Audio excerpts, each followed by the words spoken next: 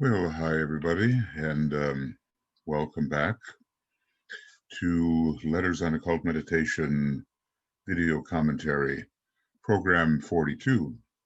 It's been a few days, as you see, since I've been able to work on this. We've been working particularly in an area having to do with mantras and various forms which are useful in contacting higher states of consciousness and purifying and rendering fit the mechanism which has to receive the downflow of energy from these higher states. We come now to a section called the use of form collectively, and it's the last division of the sixth letter, which has been a lengthy one.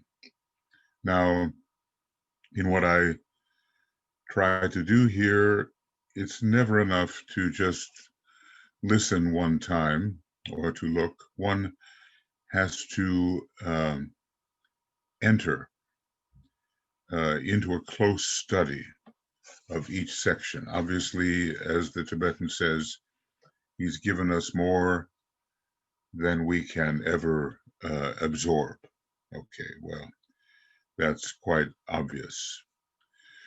Nevertheless, we can do our best to assimilate as we go. And inevitably, there will be a sufficiency of knowledge to really help us advance in this work. So the use of form collectively. I propose to take this up under three heads for purposes of clarity, which for purposes of clarity, we will call the use of sound collectively in a meditation form, the use of rhythm collectively in meditation, and so much of that has disappeared. You know, there are not only issues regarding pronunciation of words and sounds, there's the rhythm in which they have to be spoken, and then there are the notes upon which they are to be intoned, and then special occasions on which these forms are used. You know, it's such a joy to be able to work with what the Tibetan has given us. The depth and extent of the gift will only later be made obvious to us. Right now, we just wade in and try to take advantage of what has been imparted, but the scope of the gift is extraordinary. And of course, it comes from permissions granted by Master K.H., by the Christ, by Sanat Kumara. Then ellipses, and it would be, of course, interesting to know what's omitted, but you know, for whatever reason, the omissions exist, and we just have to live with them. We have rather exhaustively, yes, considered in this series of letters individual meditation and have taken up the subject from many and varied angles. That is the great gift when you combine the second ray and the third ray, which I think the Tibetan does, just as the Buddha had done. In all our handling of the matter, only enough has been communicated to arouse the interest of the student and to incite him to greater effort, closer study, and deeper investigation.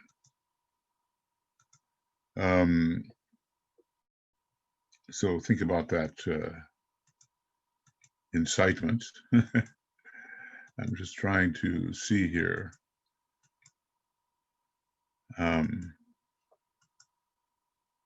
how this can be properly handled. So that has been the Tibetan's motive, to arouse our interest and to incite us to greater effort. Think of it. Closer study, and deeper investigation.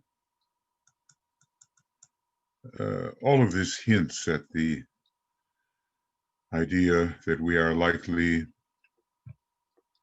to be a bit superficial in how we read, and we cannot tolerate, with hope of success, any kind of superficiality with regard to this material. Only that which is understood and grasped as a fact in experience by the inner consciousness avails aught in the hard path of occult development. Theories and mental concepts avail not, they but increase responsibility only when these theories are put to the test and are consequently known to be facts in nature, and only when mental concepts are brought down and demonstrated on the physical plane in practical experience can the student be in a position to point the way to other searchers and to hold out a helping hand to those following behind. And of course, this is precisely what the Tibetan can do. He and other masters have made these theories factual in their own experience. You know, sometimes I'm working with some students on the idea of identifying as being, and there's a lot of Ray 3 type of philosophy going into it, but only when the exercises proposed can be rendered effective right here on the physical plane is there any real and lasting benefit. And those the successful performing of those exercises is elusive. So, as he says, the hard path of occult development. And of course, we know there is one who has accomplished something, and we have yet to accomplish even a slight approximation of that which he has accomplished. But what man has done, man can do. And so we press forward. To say, I hear, may prove helpful and encouraging. To add to that, the words, I believe, may carry added assurance. But to sound forth the trumpet note and to say, I know, is the thing needed in this, one of the darkest hours of the Kali Yuga. Well, when did that Kali Yuga begin? Something like, you know, from by one measure, 3002 BC, the way we look at our calendar at this time. And here, this is written in the 20s, and it's dark because the war has only gone underground, the great war to end all wars. Recently, there have been some films, you know, because, you know, it's been 100 years since the ending of the First World War, so naturally this is commemorated in films. And they've shown just how awful it was. You know, war is hell, And there's what trench warfare was like. Dark, very dark. And following that war, this being written in August of 1920, the darkness had not abated. It had just temporarily gone underground.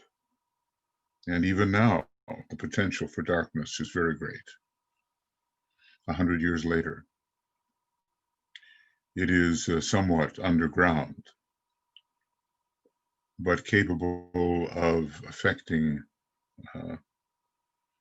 people's choices and the coming of the Aquarian age. So this is one of the darkest periods.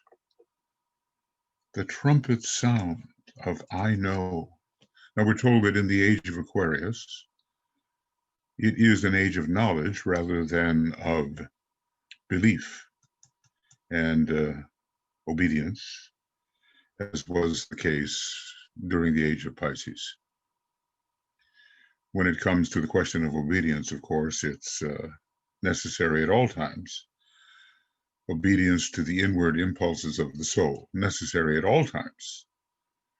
But under Pisces, there's a special, type of acquiescence and surrender. So the obedience, occult obedience, that will be prominent in the age of Aquarius will be based also upon knowledge. And because the knowledge becomes more certain, the obedience becomes more sincere and more frequently, readily practiced. The knowers are as yet few. Yet to know is fully possible and is subject only to the diligence, the sincerity, and the capacity of the pupil on the path to stand firm in suffering.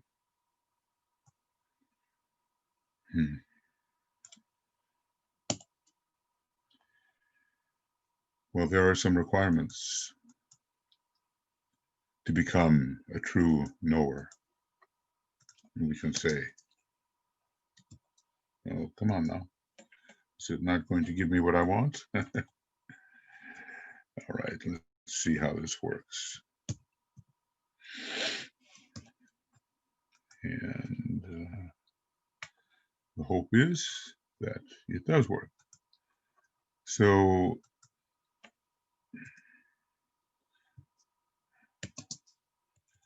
requirements to become a true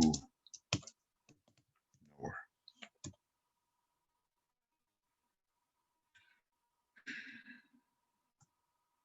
It is a question, isn't it, friends, of doing these things. I mean, we can be advised endlessly by the best sources of advice, but will we actually do? Of course, as I ask you, I ask myself. So many times knowing and doing are separated by some kind of hiatus.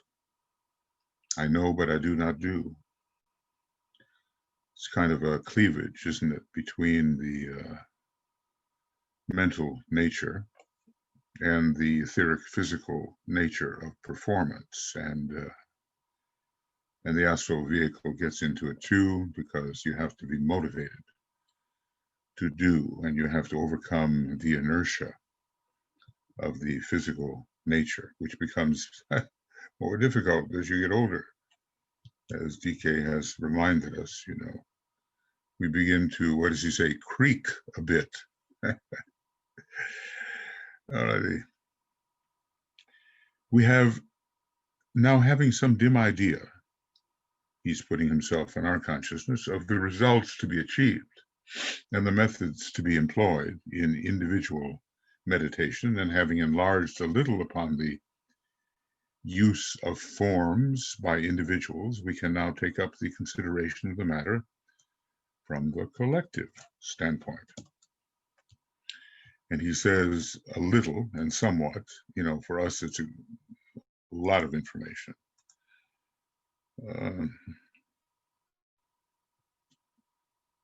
And we have only dim ideas.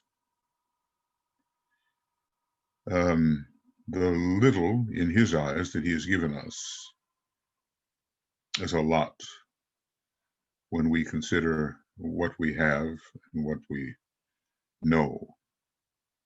So we've looked at the microcosmic approach to meditation, and now something more regarding the collective, as group meditation is becoming more and more important. Maybe it didn't start out that way when introduced to the West in a great flood of revelation, but now group meditation is much more common. It's been growing all these years. Some of the most important things to note about the collective use of forms are that it has a universal vogue.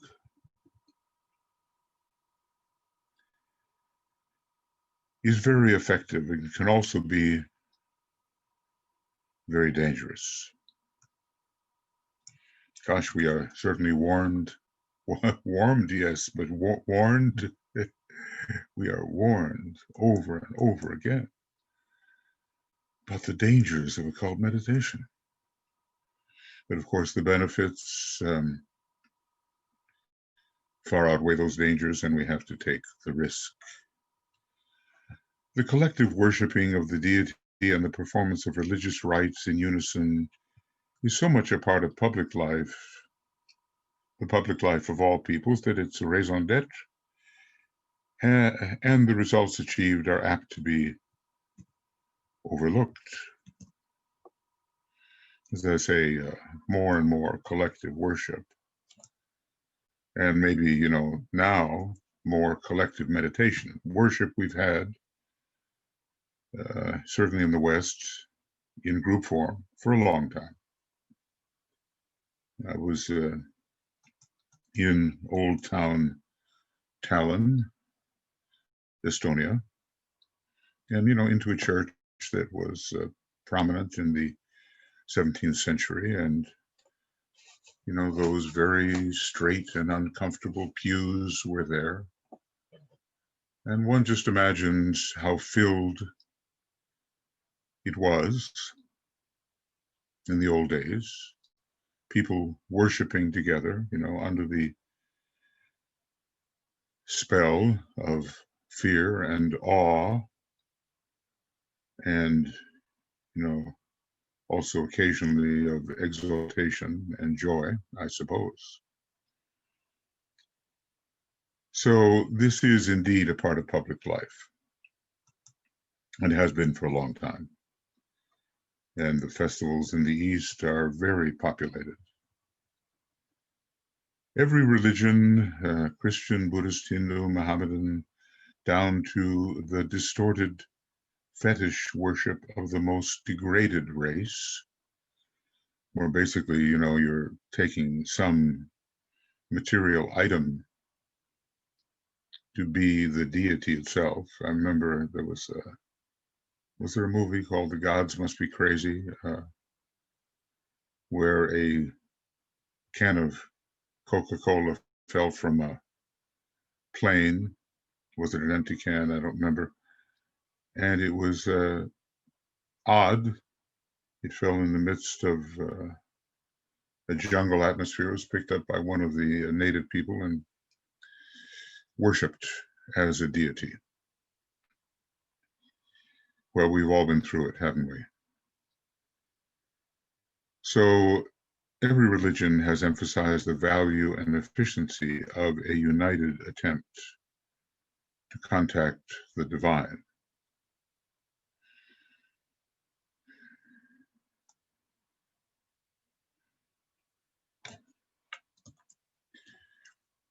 This is going back, I'm sure, a very long time. Results are inevitably achieved, ranging all the way from the calm and peaceful feeling that rests upon the participant in the Christian mysteries to the frenzy and gyrations of the wildest dervish or the most benighted Zulu. Well, this, this would not go today, this kind of language, because obviously the dervish culture and the Zulu culture have much to recommend them, and much of a deeper nature. But I guess we're talking about the peacefulness of worship and the wildness of worship. Basically, that's the point he's trying to make. The difference lies in the ability of the worshiper to assimilate force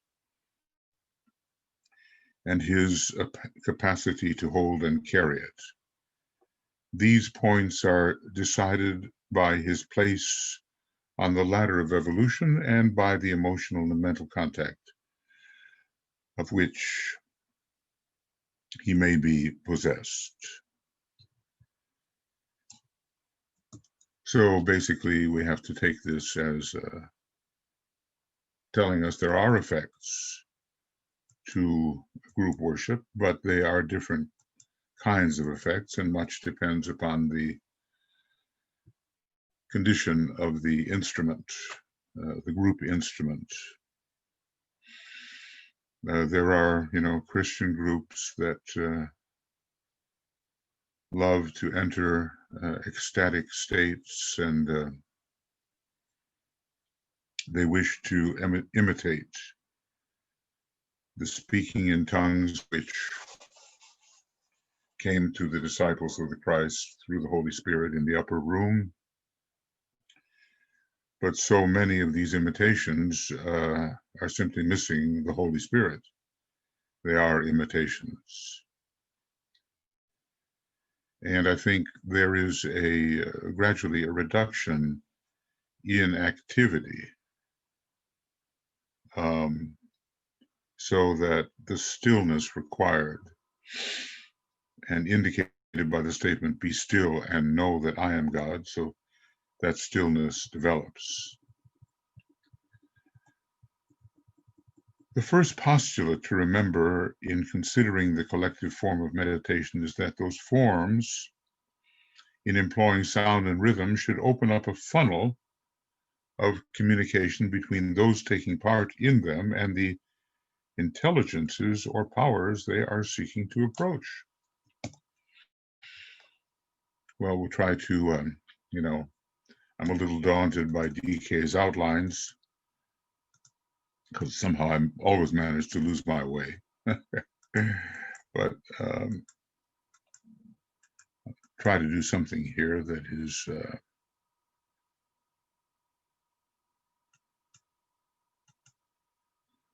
a little bit indicative. Let's see. First, and how am I doing this? Actually, it tells me that I'm just making up my own numbers here.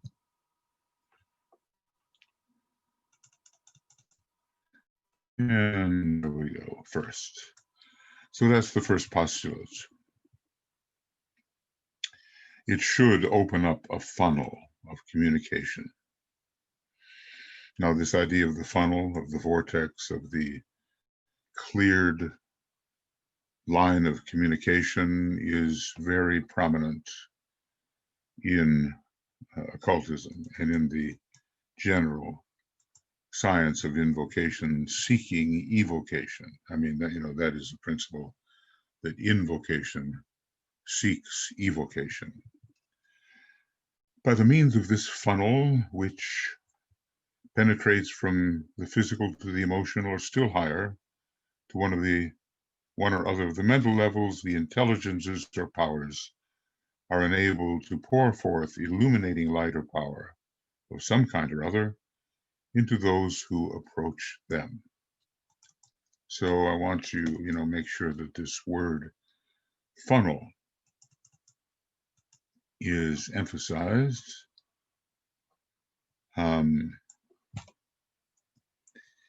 We will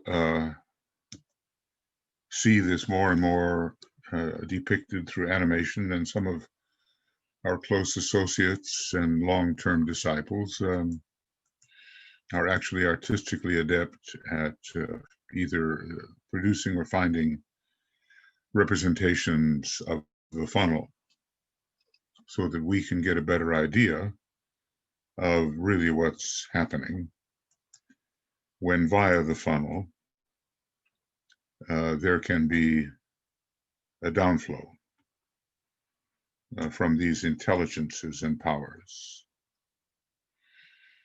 And of course, the funnel can go higher than the mind as well, obviously.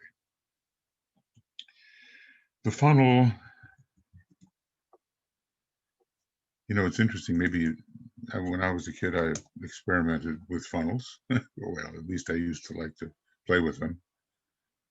And I would notice that, of course, the way they were constructed, the downflow was always less than the content of the widened portion of the funnel. It wasn't a sudden downrush, it was a channel. And depending on how wide the aperture was, so would be the rate of flow. I'm recalling that Master Kutumi and Master DK were having a discussion about the disciple FCD, and they were debating whether to widen the channel between some higher state and his present state. He was very sensitive already, and they decided, well, it's wide enough, because any further widening might be debilitating. So, you know, channel or funnel, it's pretty much the same. The funnel forms a channel whereby the contact can be made. The whole process is purely scientific and is based on vibration and on a knowledge of dynamics. This is interesting. And maybe, you know, we're not talking so much about fluid dynamics as we would in physics, but we are talking about a range of vibrations and the adjustment of frequencies. So we're speaking of see if I can. I don't know why I'm not being successful.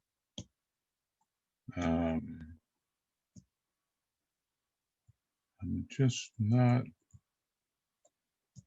being as successful as I should be in getting my brackets. I think the issue is that the computer is too busy and I'm trying to do too many things at the same time. But maybe I can, without the brackets, I can still somewhat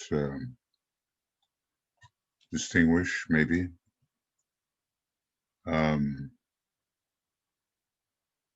Yeah, maybe I'll just have to do it that way. So there is an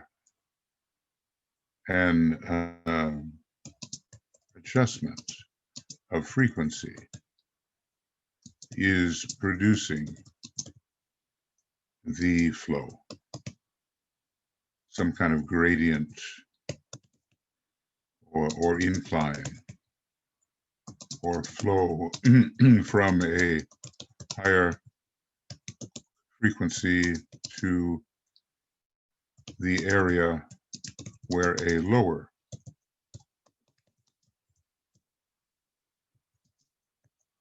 frequency existed before. So the Antikarana is pretty much that way too. I mean, you know, are we really imagining a line when we may visualize the Antikarana that way, but what's really happening is a heightening of a point of tension. The Antikarana is really a progressive tightening of a point of tension. Okay.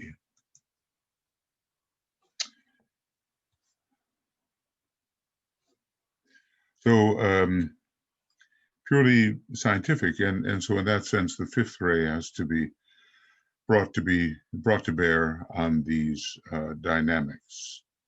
And of course, it's one thing to talk about it and another thing to be able to do it. But you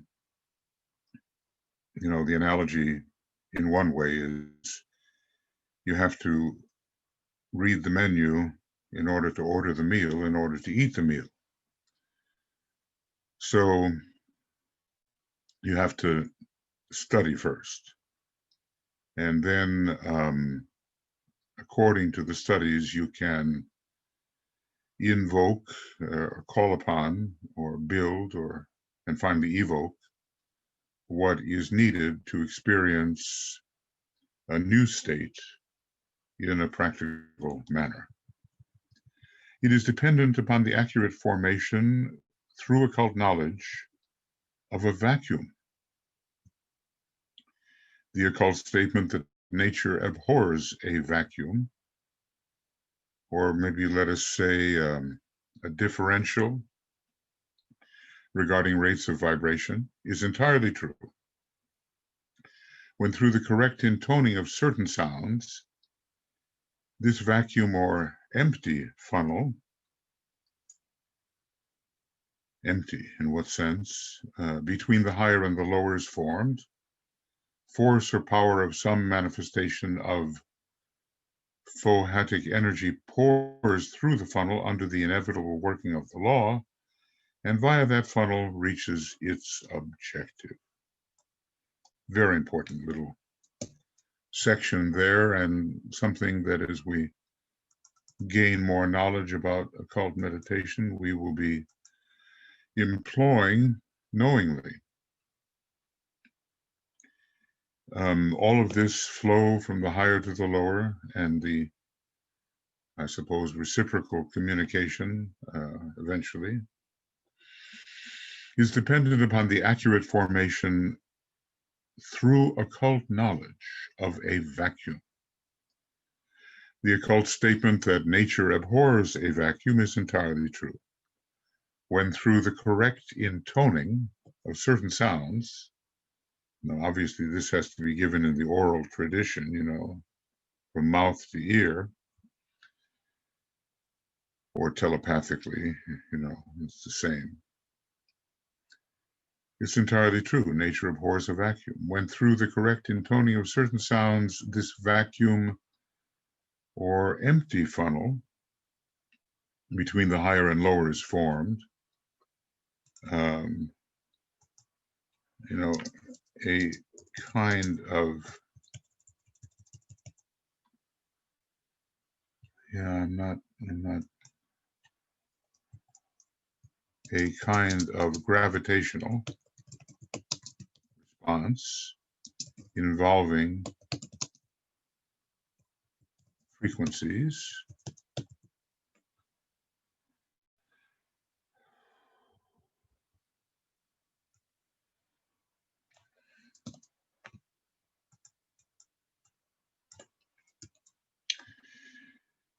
this vacuum or empty funnel between the higher and the lower is formed.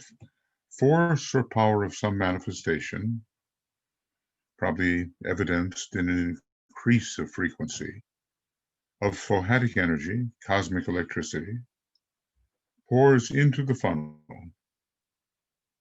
under the inevitable working of the law, and via that funnel reaches its objective. Well, the we might say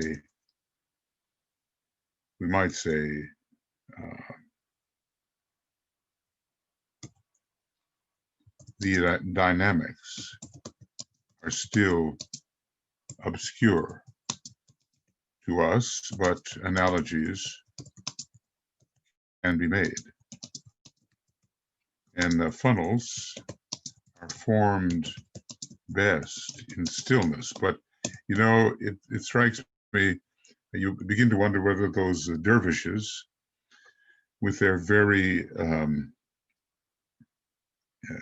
disciplined turning, are not somehow creating a funnel through rotation.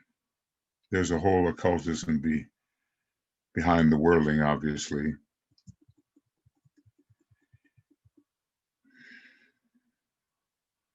It is on the misuse of this knowledge that much of what we call black art or evil magic is based. By means of invocation and forms, certain forms that they will use, the Dark Brothers are those who tamper with what you ignorantly term the powers of evil, probably the forces of involution and slowing down of frequencies, descent into matter, that would be. These powers of evil, these Dark Brothers tap forces connected with dark intelligences in high places. They just want to work within the certain realms, and there they seek to rule certain lower realms, and they are, if I remember correctly, trapped by a great material deva from which they cannot gain freedom. Thus, they set in motion happenings on the physical plane that have their origination in the dark, mysterious caves of cosmic evil as found within our solar system, but also even on the cosmic astral plane. I'm not sure that the cosmic astral plane can be included in what we call the solar system, and I suppose there's a question of whether this kind of evil can be, found on the cosmic mental plane, or whether it is limited to the cosmic astral plane. Equally so, it is possible to tap the still greater forces of light and good and to make application of them on the side of evolution. I guess we see how careful we have to be, because, you know, fools are always rushing in where angels fear to tread.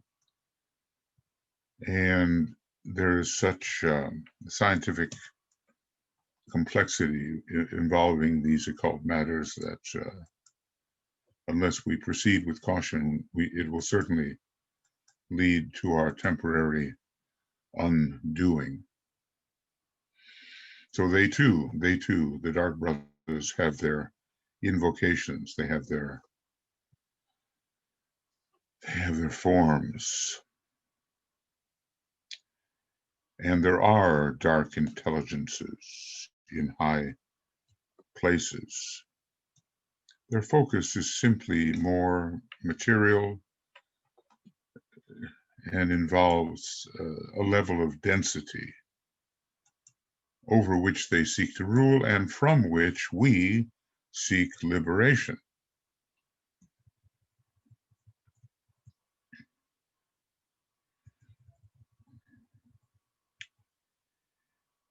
So that gives us some idea, I think, of what has been called here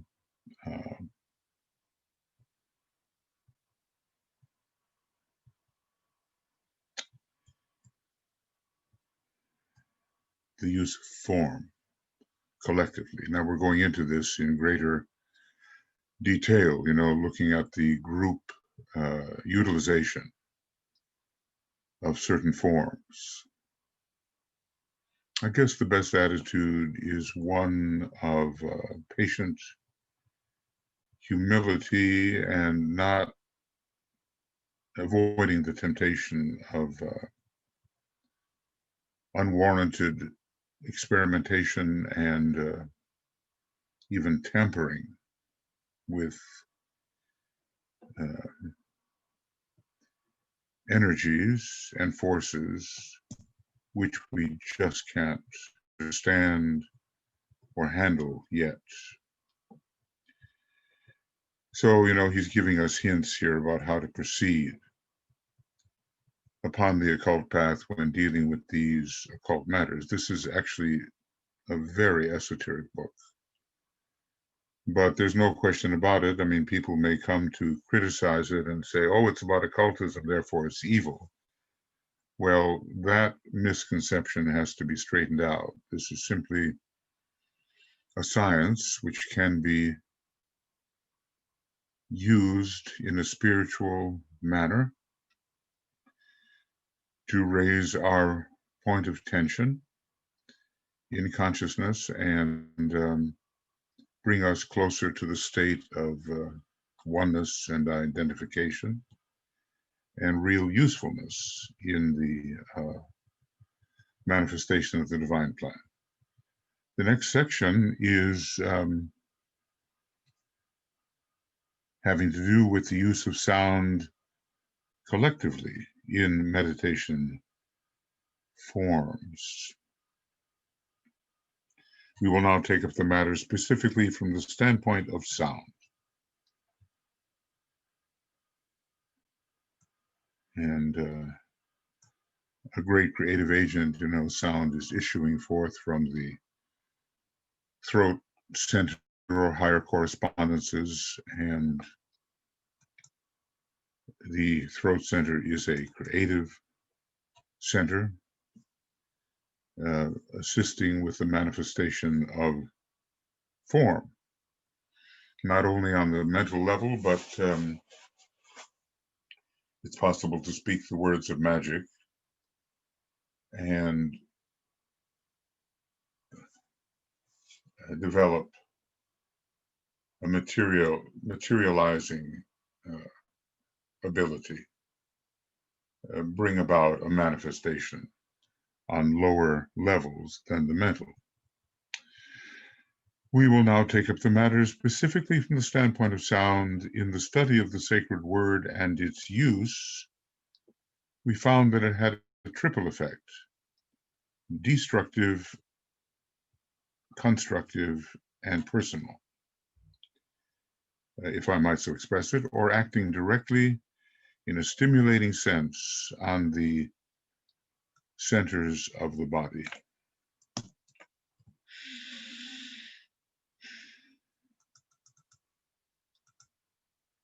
That was a long time ago in the book, wasn't it? We have to do our best to remember what he said. Triple effect.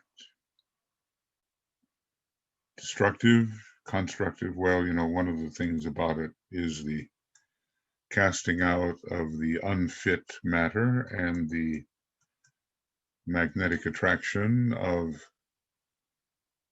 matter of a higher quality, and then also the effect upon the chakras. These three effects may be seen in the use of all sound collectively by a large body of persons. Well, I've mentioned, I heard the story. I was in Estonia, it's not far from Finland, and there was a huge outdoor semi-covered theater or stage. I mean, it's just room for thousands. And the story goes that thousands, tens of thousands of Estonians gathered at a certain point and basically sung the Russian occupiers out of the country. This through the power of sound. Maybe they sang great patriotic hymns and other things that had the occult effect of removing, or at least contributed to the removing, of the occupiers. Well, there's a, kind of a practical example, if true, and I think it is true. So these three effects, namely I'm not going to succeed in these three effects, which we can say are destructive, constructive, and personal chakra, can work collectively too. They may be seen in the use of all sound collectively by a large body of persons.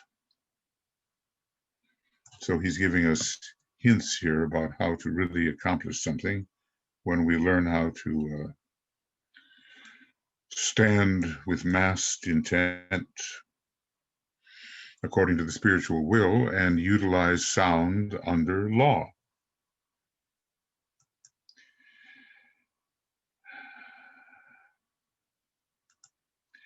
We might enumerate still further, for the sake of clarity, a fourth effect, that of the creation of the funnel.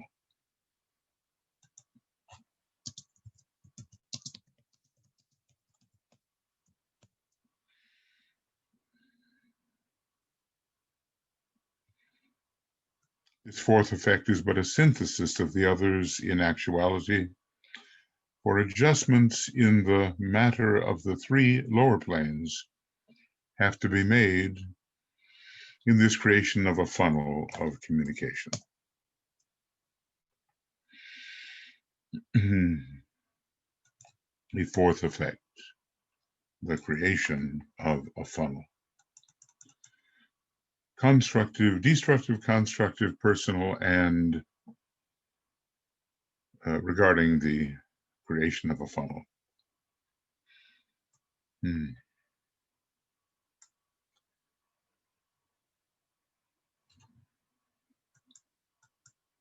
We're going to be using that funnel more and more as we are rightly instructed. You can understand what a great task the externalizing masters have taken upon themselves to supervise the development of their students in person and, as it were, on the spot, and able to correct mistakes and ward off dangers. All of this is coming. Those adjustments result, first of all, in the destruction of the obstructing matter, and then in the construction of a funnel for use.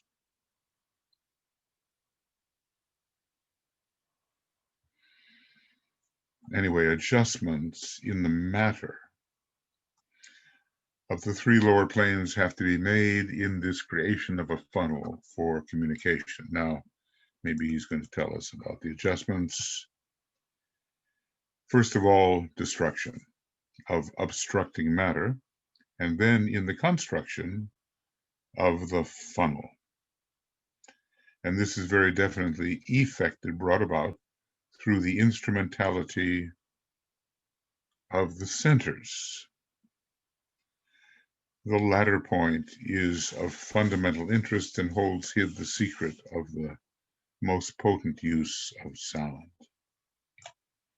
So we have the sequence of four, again: destruction, construction, chakric, and regarding funnels. Adjustments are made through destruction, then a constructive act takes place. It depends to a certain extent upon the use of the centers.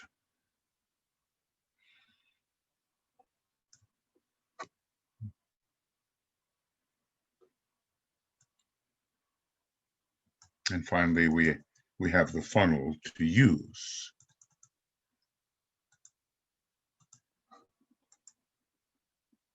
Now, all of this has to be imparted clearly and by the teacher in presence. So it just makes sense to do everything we can to promote the reappearance of the Christ and the prior emergence of members of his hierarchy, setting up the conditions on the physical plane whereby such instruction can be safely imparted. Remembering the surprising thought that DK presents that before long, many initiates of the 5th degree will be required to bring about the changes which the plan demands. Okay, so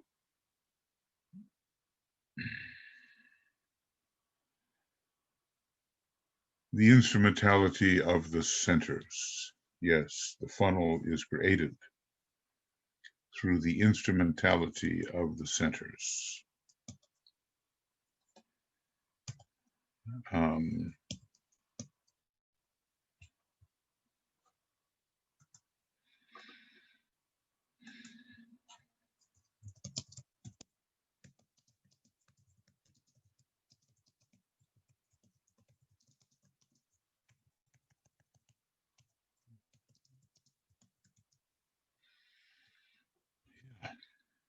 And because my computer is otherwise involved, I just have to not be impatient, because I can't quite do the things that I could before.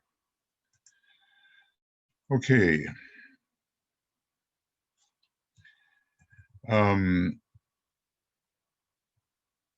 The latter point about the funnel being created through the instrumentality of the centers, and then is of fundamental interest and holds secret the most potent use of sound. Okay. That use is its projection in mental matter by means of one or other of the major centers. This is, he's really giving us as much of the occultism as he can. Projection in mental matter. Now, this sounds a lot like the Antakarana. So, this sounds like the Antakarana. And a few more steps are required of me, unfortunately, here. But I'll do the best I can. I can't turn off the other process. It's taking up so many computer resources. The effects achieved by a group of persons who have the power to work on mental levels,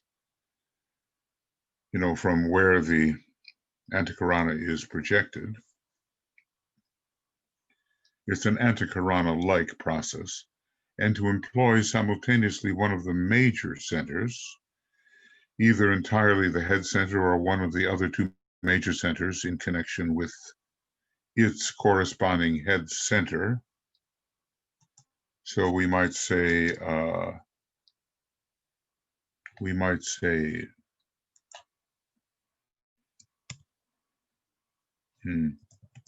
throat center and its corresponding head center.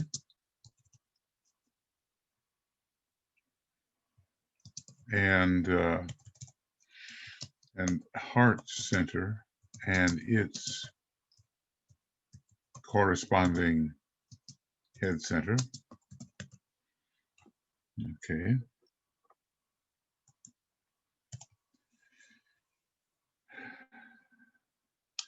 Can be unbelievably powerful. I'll read that together. The effects achieved by a group of persons who have the power to work on mental levels and to employ simultaneously one of the major centers,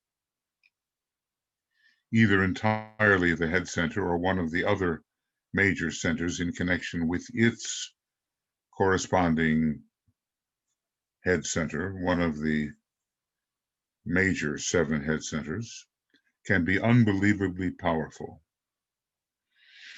Now, something that reminds us of this kind of working is found here in the rays and the initiations in a later rule.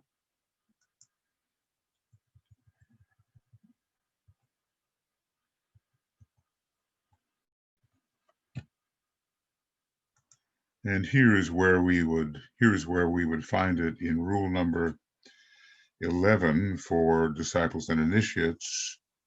This would be such a group working in that way. Let the group together move the fire within the jewel in the lotus into the triad, first the triad, then the monad, and then find the word which will carry out that task.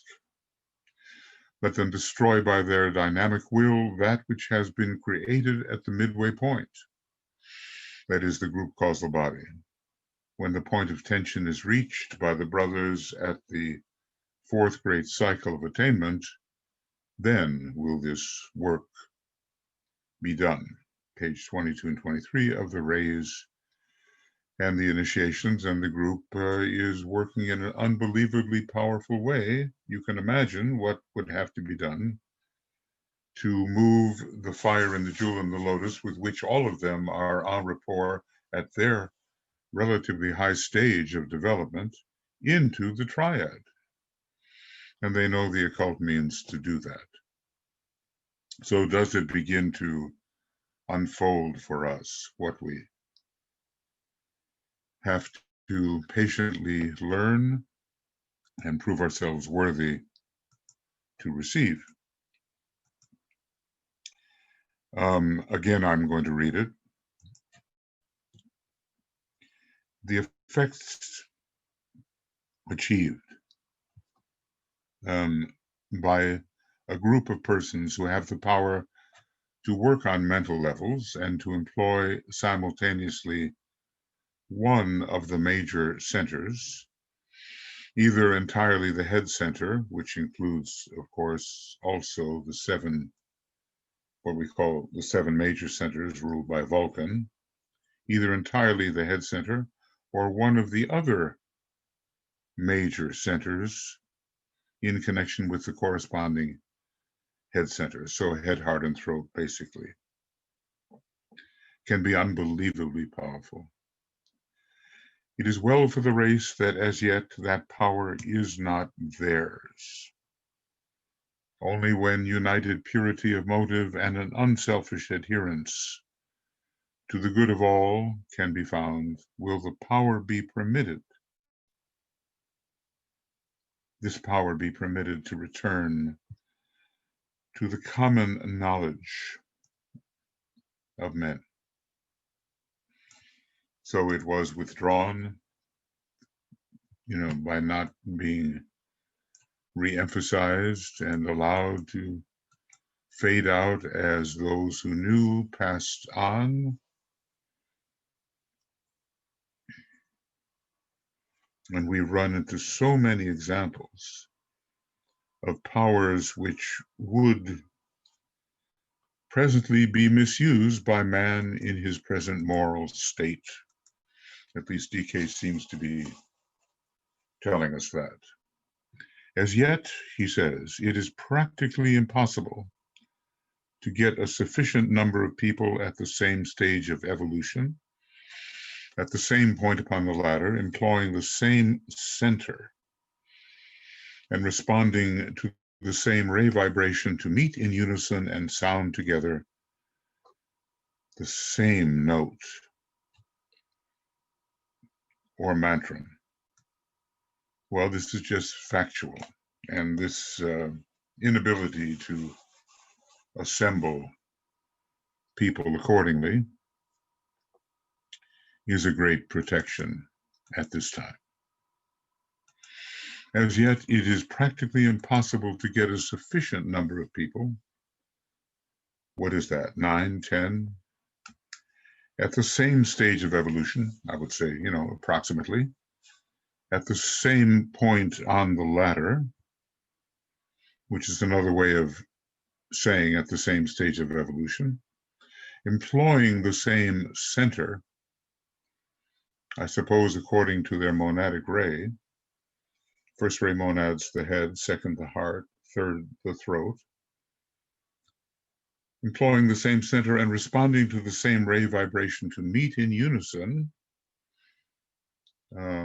Well, we would say on the physical plane, but now we have other options through the computer internet technology, and sound together the same note or mantra.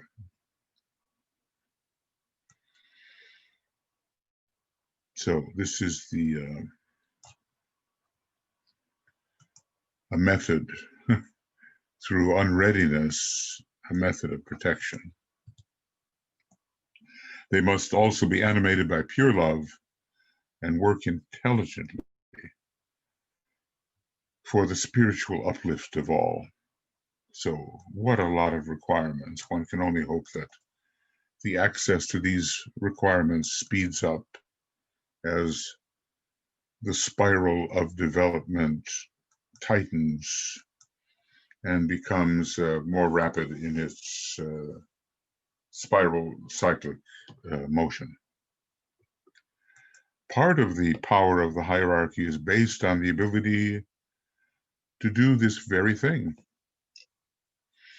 As evolution progresses and the matter is more fully comprehended, meditation groups will change from their present status, which is that of bands of earnest aspirants seeking illumination, to bands of workers constructively and intelligently working together for certain ends.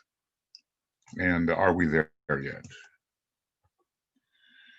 Perhaps there are some groups that can do a little bit of this, having gone through the selfish acquisitional stage.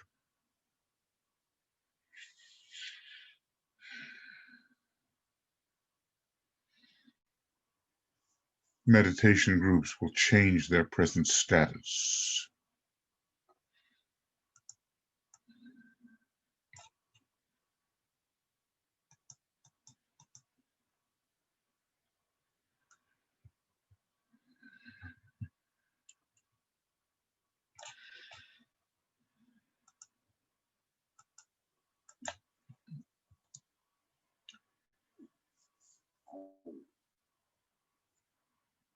So, the putting aside of self-seeking, the putting aside of a principal hope for one's own development, and instead investing oneself in the development of others, is the surest way to acquire the energies which will elevate one's own self.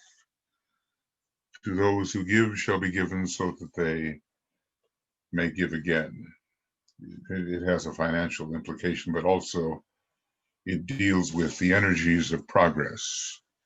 If we use what we have to advance others, that being our primary motive, we are creating, in other words, service creates a funnel, is what we're basically saying. And I will try to say that. Service creates a funnel. And a funnel is a developmental structure. So, service creates a funnel, which is a spiritually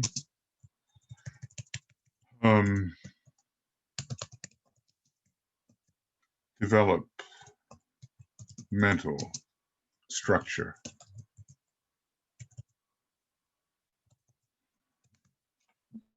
Yeah. So maybe that's why he sometimes says that to truly serve is even more effective than meditation, though I must say meditation will be done in a spirit of service. And service will be done in a spirit of meditation. We never want to leave the meditative life. We want to remain as much as possible tuned in on the higher dimensions while being practical about the lower dimensions. So if we can perform service in an attitude of alignment with the higher energies, which in essence is meditation, then it is ever so much more effective. You have in the Christian Bible the remnants of a tale which has descended to us from Atlantean days. In those days, the use of sound on the physical plane and emotional levels was understood and practiced, being utilized for selfish ends in most of the cases. So it's really impossible to tell sometimes, where a story comes from. How would we know? How would we know that the name for Virgo is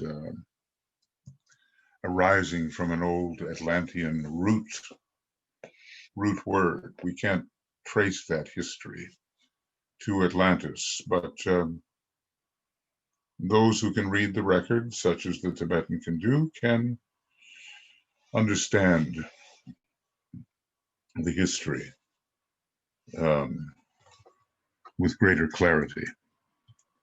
So a story coming from Atlantean days, you read that at the sound of trumpets,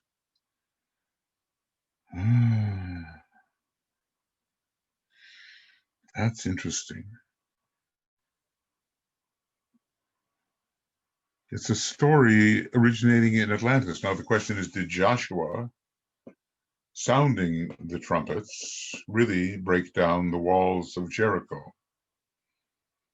Joshua being the commander, the former Master Jesus being the commander at that time of the Hebrew armies, which was not in Atlantean days, as far as we know. They took place in Aryan times, maybe 4,000 years ago or so.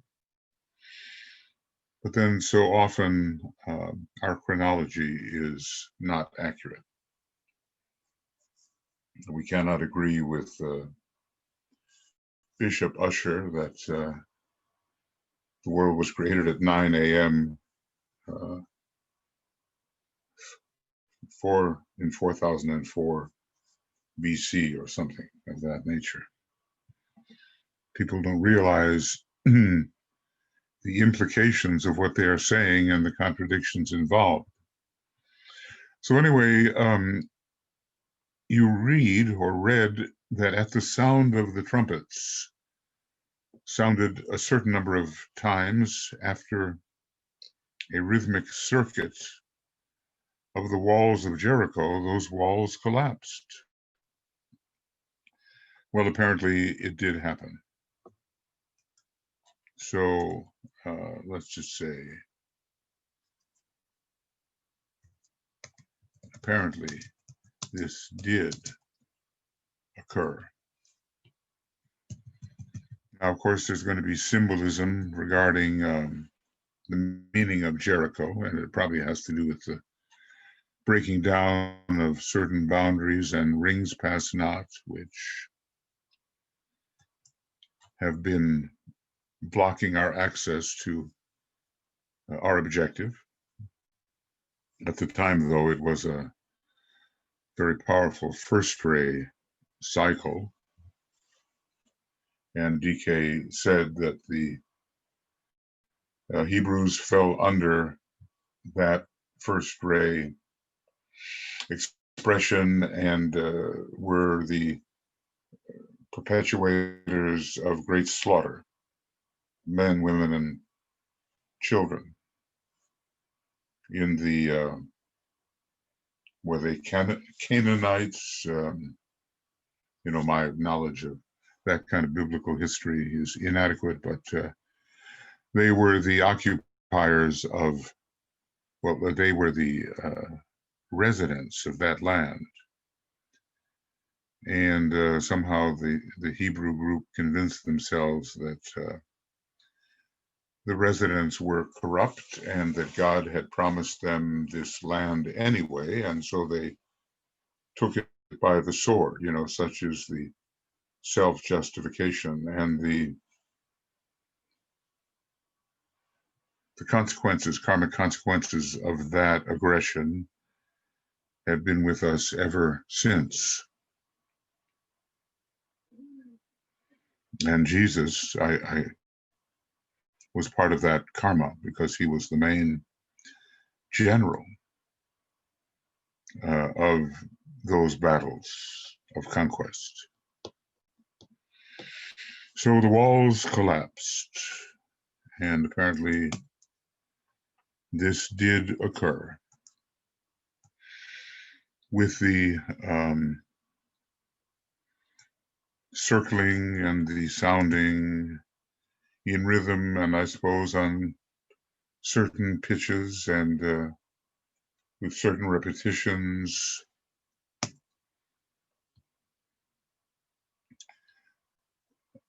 The sounding of trumpets, interesting to me, because the trumpet seems very much associated with the fourth ray, but also somewhat with the sixth and maybe with the first. The sounding of a certain number of times of the trumpet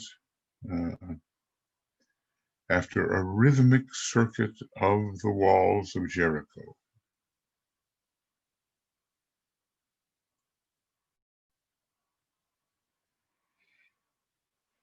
It seems in our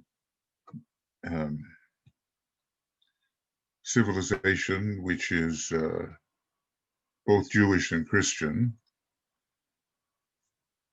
that it was justified, and we act as if it was justified, and that God granted to the children of Israel that land. But we don't examine carefully what was involved in the taking of that land. And now we have the repetition of this going on with regard, in the same area, with regard to the Arabic residents of that area, or sometimes we call them the Palestinians. In the formation of Israel, we have a repetition on a different turn of the spiral of that same kind of conquest. One wonders deeply, what is the karma there? So this was made possible by the occult knowledge of the leaders of the people, among whom was Moses, who never did, enter the promised land, it is said. And that would have a significance which is also occult, because the promised land, in a way, is the city of peace. It's Shambhala, it's Yerushalayim, it's Jerusalem, and it tells us something about Moses' status at that time. Moses probably being the present Master Moria. So there's a lot of previous solar system karma working out through Moria and Jesus and some of the other masters. So this crashing down of the walls of Jericho, which looks like an actual event did apparently occur.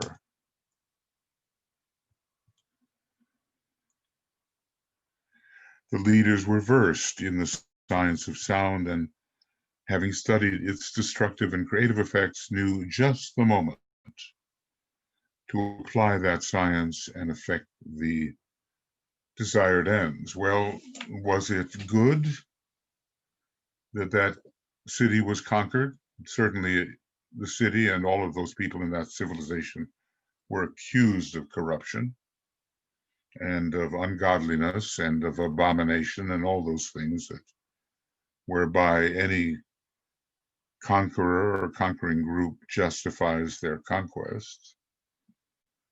Was it good that that happened, or was that really not a sanctioned movement? Anyway, occult knowledge was used to that destructive effect. Now, we all have our walls of Jericho, you know, and we have to, within our chakra system, we have certain conquests to be made of one energy over another, certain transferences. There are analogies, but we have to see it from the esoteric perspective and realize that the very things we hold up as the sanction or permission of God may be our own imagination regarding the justification of those activities. And that, in fact, maybe they weren't justified at all. So anyway, sounds, that's what we're looking at here.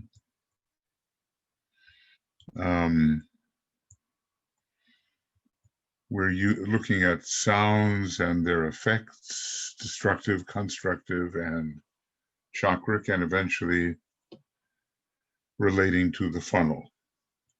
So 3 and 1.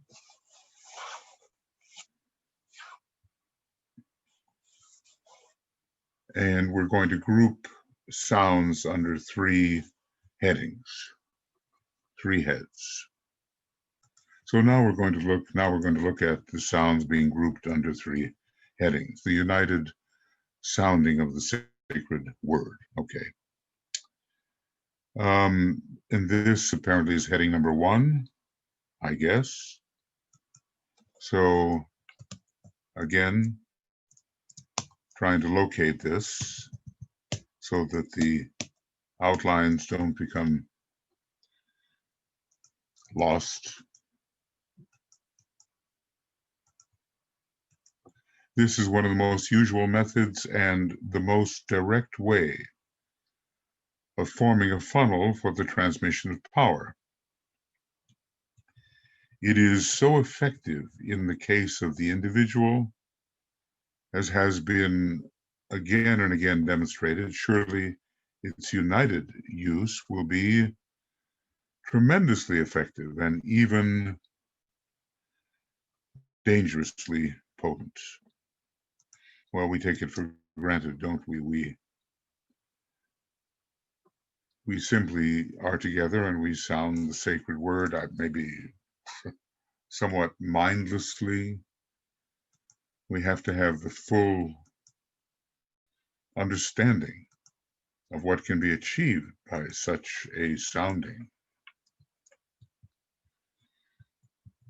It is the loss of the use of this word that has crippled and hindered the efficacy of all the present exoteric faiths, but this loss has been deliberately brought about owing to the dangers incident to the low point of evolution of the human hierarchy. Well, we certainly have the Om, and we have the legend of the lost word in Masonry. We're always searching for the lost word, as Manly Hall describes it, and I think as the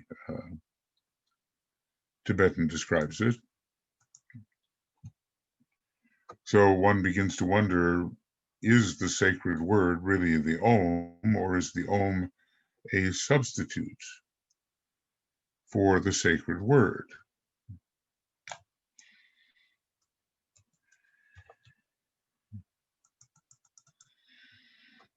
Okay, so somehow there has been a loss, and somehow this loss has contributed to the reduction of effectiveness. He calls it crippling of the invocative attempts of the present exoteric religions. When the use of this word is restored collectively, well, we certainly use it collectively. Now, is there something special about the use, or is it not even the same word? And when congregations, gatherings of men, can sound it correctly on the right note and in the right cadence or rhythm, and there we have the question of meter, all the meters that have come down to us through Western occultism, and also the still more complicated meters of Eastern occultism.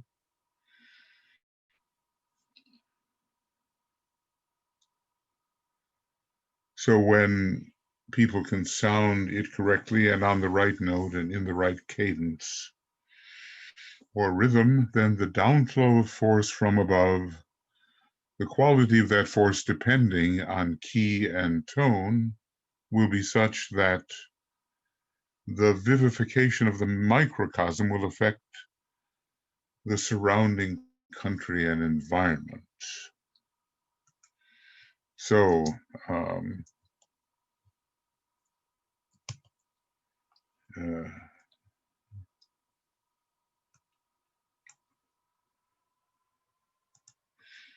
yeah, through our radiation, the sounding of the true sacred word will affect our environment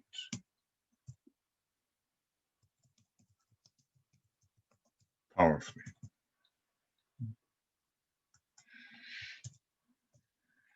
Okay.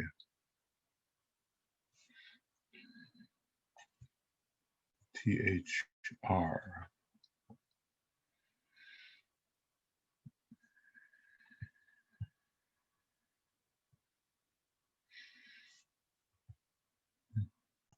I am somehow remembering that the Om has been considered a substitute word.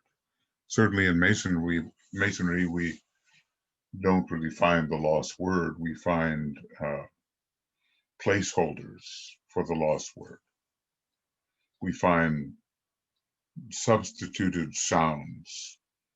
Can it be that the Om itself, though effective, is really a substituted sound? Can that be?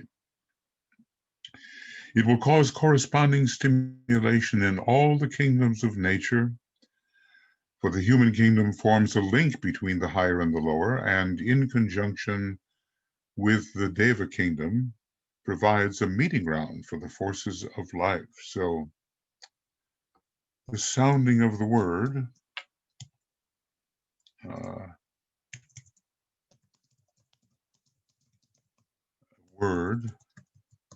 affects the kingdoms of nature and the local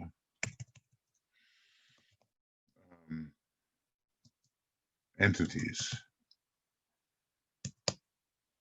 who are members of those kingdoms. Okay. Entities.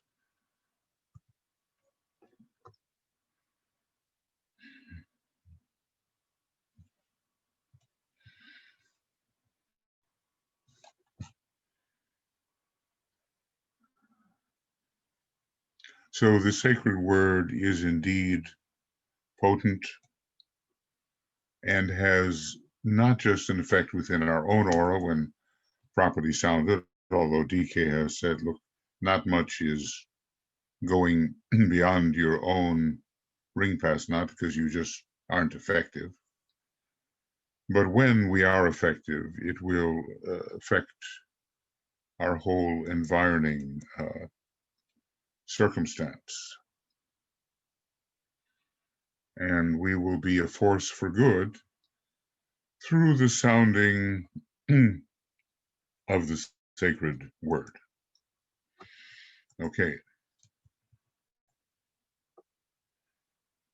Corresponding stimulation will occur because we human beings are the macrocosm for kingdoms which are still microcosmic to us, namely the three lower kingdoms.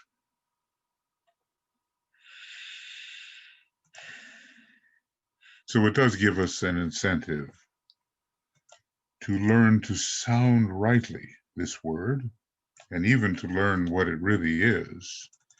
It may be the OM, and maybe for some time we have to utilize the OM in the sounding, but there may be other words involved. These effects upon the different centers will be definitely felt on one or other plane in the three worlds. And let me illustrate for clarity is desired. But I must warn you, however, to bear in mind that no importance must be attached to the order specified here. The time is not ripe for the opening up of accurate information on the matter. So DK is indicating, but not conferring scientific detail regarding the process.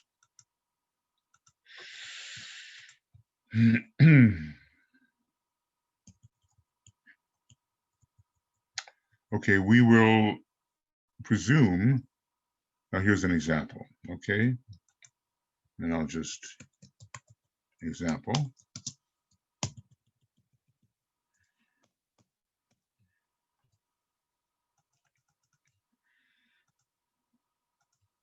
We will presume that a congregation of people is desirous of linking up with the channel of force that works through the emotions and so stimulates to greater aspiration and love. And, you know, without going further, this sounds like a Buddhic link up. At least it sounds that way initially. Let's see if in fact it is. In united silence, they will stand until, at a given word of the leader, who must know, feel when a sufficient degree of integration has occurred for this united sounding.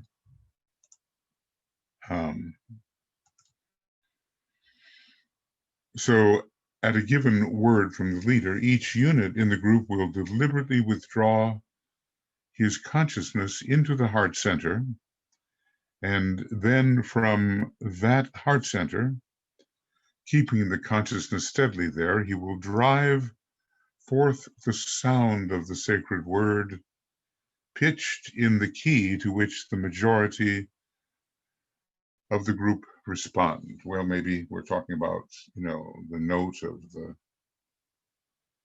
solar plexus or the note of the heart. Maybe, for instance, the note G would be a good example, I think, of a heart center note. So in united silence, we would withdraw to the heart center, withdraw attention to the heart center. And maybe, earlier he said that a head center, one of the major head centers, may be involved as well. I'm not sure he's mentioning it right here. But we have to pitch. Pitch is very important. And we don't even have necessarily the proper vibration for each pitch. Our orchestras tune to an A, which is 440 cycles per second. But is that correct? One of my musician friends tells me that in Bach's day, we would be tuning to 416, which is almost, I think, a half tone lower. So we do have a frequency to which we might attune, but finding the exact frequency of an A, B, C, D, E, F, G, or C, D, E, F, G, A, B, C, finding the exact frequency is one of those pieces of information which gives a lot of power. So we have to pitch it in the key to which the majority of the group respond. And it's not just, a key is not a question of a single note. It's a question of a scale you might use, major or minor or some other scale, when starting on that pitch. Somewhere is my pitch pipe. But not having it, I can do, let's say, a major scale. I think it's kind of a Lydian mode. Or maybe starting on the same pitch, a minor scale.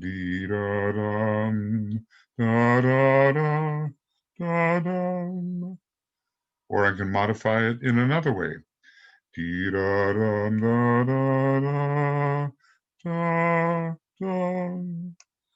Various ways to use scales when even starting on the same pitch.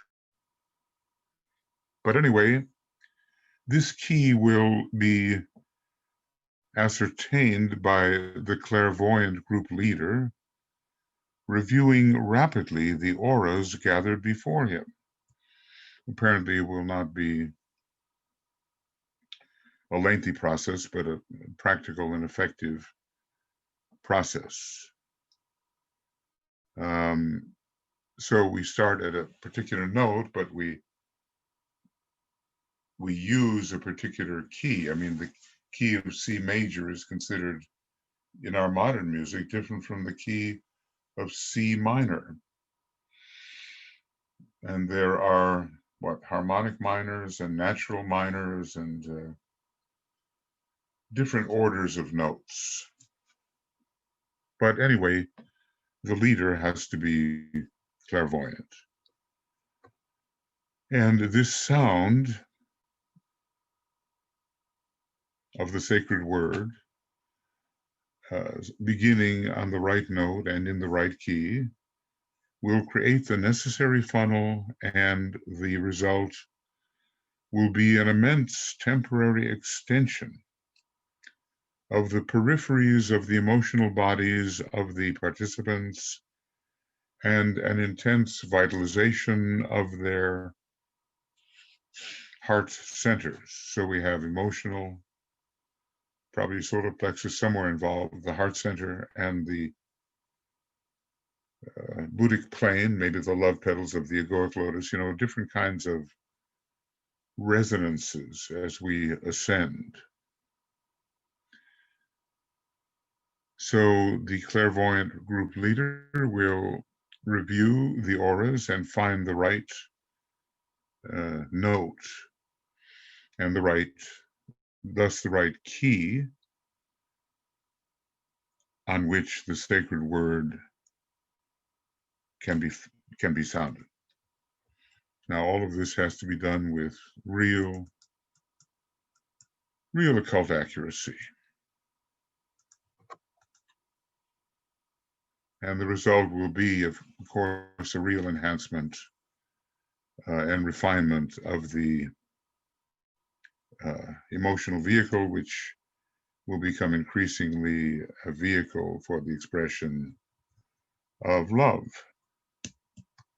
By means of this, the people will be enabled to reach heights and receive blessings otherwise not separately possible. You can for yourself think out other conditions. The use of the imagination in these matters is of real importance and develops a connection between that faculty, the imagination, and its higher counterpart, the intuition. The imagination is found on the second subplane of the emotional plane, the astral plane, but the intuition is found particularly on the fourth subplane of the emotional plane and of the Buddhic plane. But really, in a way, it's the second subplane, because the first and second are not areas into which we can really venture, and nor are the powers or cities for those sublevels given. So the students of meditation must learn to imagine more.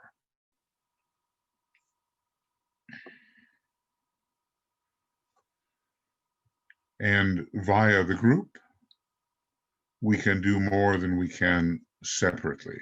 Now, maybe right now, that group enhancement is not obvious to everyone, but sometimes it may be. And we have to think this out.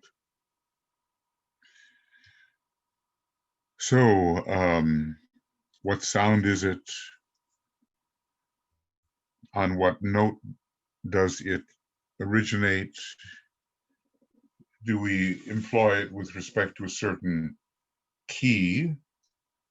Because the key does not necessarily depend only on the note. As I say, C major and C minor both begin on C, but they are different scales and considered to be different keys. The whole science of harmony is pervaded by the necessity for mathematical exactitude. We may not realize this as we think of music as largely inspirational, but it's a most exacting science underlying the art of music. So, what is the sacred word, actually? Is it only the OM, or is there more to it? And how do we sound it, and in what rhythm might we sound it? On what note, and in relation to what key? Do we always stay on the same note, or do we somehow articulate what the key is? Even psychologically, we get very different results when we sing a song in the minor key compared to the major key. The opening up of joy seems to come with the singing in the major key, and sorrow and nostalgia and a backward lookingness, a longing, a pining, seems to be connected with singing in the minor key. And I'm not even dealing with all the different modes and the different kinds of minors that might, minor keys that might be relevant. Harmonic minor, natural minor, maybe there are others. Been a long time since I've been in music school.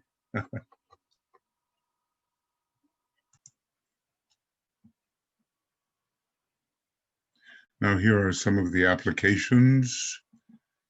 The united sounding of certain mantrams, which will be employed for specific purposes.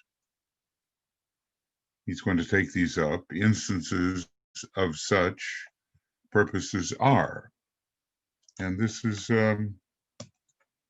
quite amazing material when you think about our possibilities in a future age, on the cusp of which we find ourselves at this time.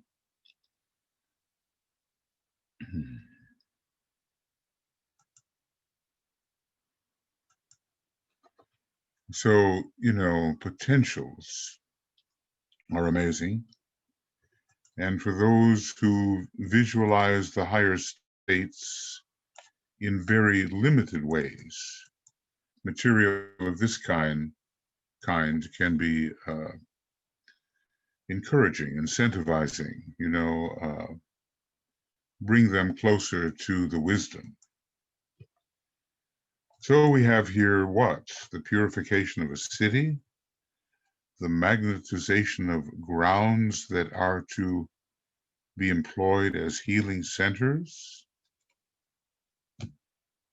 the clarification of the minds of the congregation in order that they may be able to receive the higher illumination. I mean, we're talking about general processes that lie hundreds of years ahead, I think, in general, that is. The healing of people gathered together for that purpose, because groups can heal groups. The controlling of the forces of nature so that physical plane occurrences may be brought about. Why do I think of rainmaking? But, there are conditions needing adjustment, and one can, of course, manipulate the elements in a constructive way. And the initiating of people into the lesser mysteries. And by the lesser mysteries, I presume we mean the initiations of the threshold, the first and second initiations. So think of all that can be accomplished through the united sounding of certain mantrams. But certain things must be known. And DK is basically telling us they have not been given to humanity in general yet. When they were more common property, there was a really unfortunate misuse that led to dire results and the destruction of the then world, the then known world, through submergence. And, in that submergence, it's quite likely, as a matter of fact, almost 100% likely that all of us who are here now participated in it, except for a few of those who were not with us yet, coming in from other planetary spheres during the Aryan age, the fifth root race. But yet there were floods also during the Aryan age. Let's say the Aryan age has been lasting 1 million years, really, really longer, actually. Blavatsky speaks of a flood about 270,000 years ago, another flood more than 800,000 years ago. These are different ones. Another one, more local, involving what's called Poseidonus, maybe 11,000 years ago, or 11,000 BC, maybe, or 11,000 years ago, one or the other. And none of those is the Great Flood, which occurred in Atlantean times. So we've been through some floods, and what's happening in various countries now, very unfortunate in a way and unhappy, are just tiny reverberations of the greater floods which once occurred. And we're told that the attempt will be made to destroy the Aryan race by fire. We mean the fifth root race. And we certainly do see the proliferation of fires. But of course, we can also deal with atomic fire, and that can hint at some kind of atomic war. So, you know, are we really out of the woods yet when it comes to that attempt? And who will engineer that attempt to destroy the fifth root race by fire? We're still pretty much within that possibility, even though we can hope that, as Foster Bailey said, the Tibetan assured him that there would not be an atomic war, and this was assurance was given somewhere in the early 50s, maybe 1952 or something.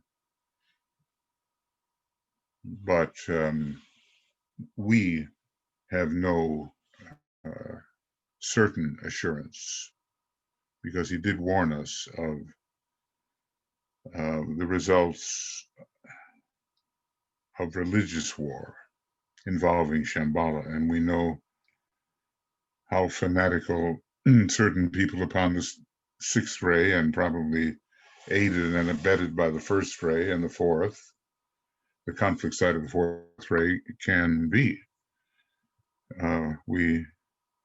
We know how destructive they can be. So anyway, the idea here is that great results can be achieved when people use the sacred word correctly.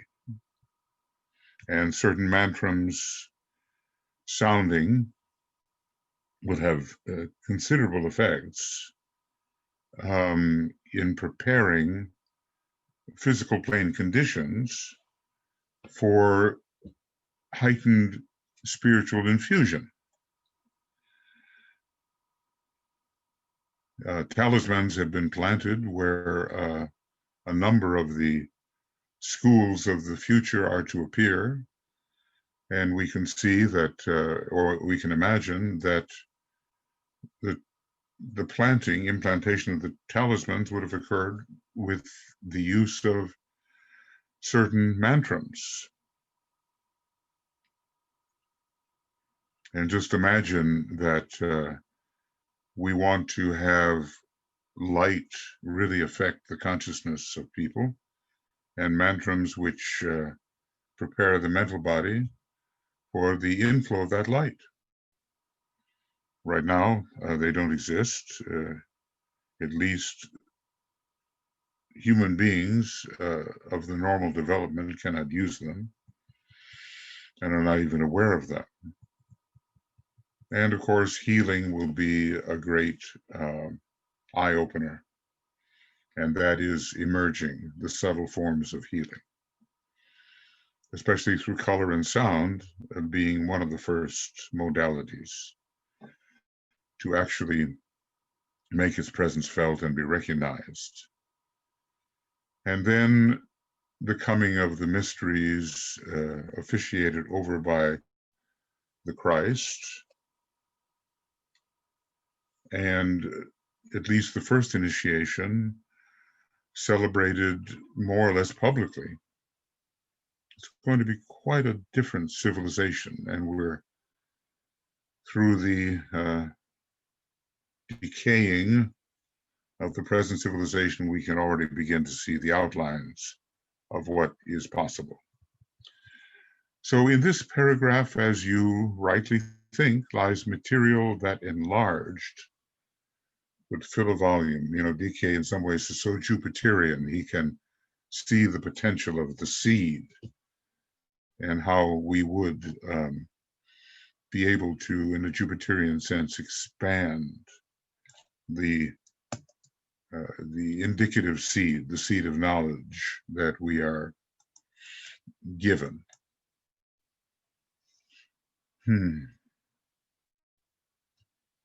But of course, everything he would say, you know, what I'm giving you now is condensed. So just accept that fact and build in the structure of thought, which will help us have a foundation, and then the missing areas will be filled in. So it could fill a volume, what has just been given. It is part of that white magic that again will be restored to the race, and by means of which a glory and a civilization will be attained that was hinted at in Atlantean days and is one of the dreams of the visionaries of the race. So, you know, the masters have this tremendous incentive to promote the development of the planetary will, the planetary purpose, and they have this tremendous incentive to help all beings who must participate in this building of a new civilization.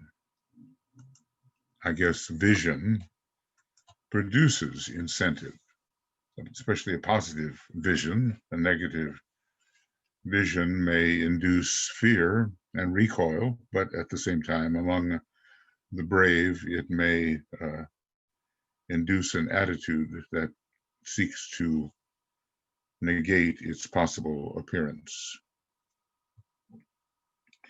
Mantrams of words sounded forth collectively, mantrams of words sounded forth collectively by which the Deva or angel kingdom will be communicated with. These are a peculiar set of mantrams connected with the Mahachohan's department, and I will take them up more specifically later, and then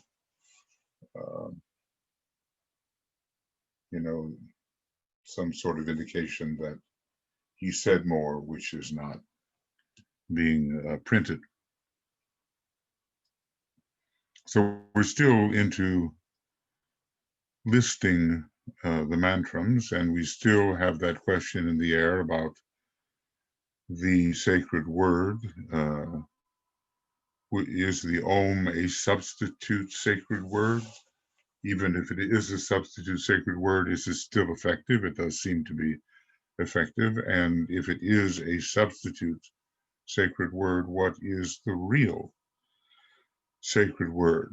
I'm thinking about how much communication with the Deva kingdom was explored, I think, in the Old Testament, which is the sum total of the wisdom which existed in the previous major solar system, which was on the third ray, and which would therefore be related to the Mahachohan's department. And even today, when we study the tarot and the Kabbalah, we're dealing with a third ray system, which was prominent in a previous solar system. The Mahachohan, though, is the link there within humanity to the knowledge and presumably the wisdom of that previous solar system. So the Deva or angel kingdom can be communicated with. Yeah.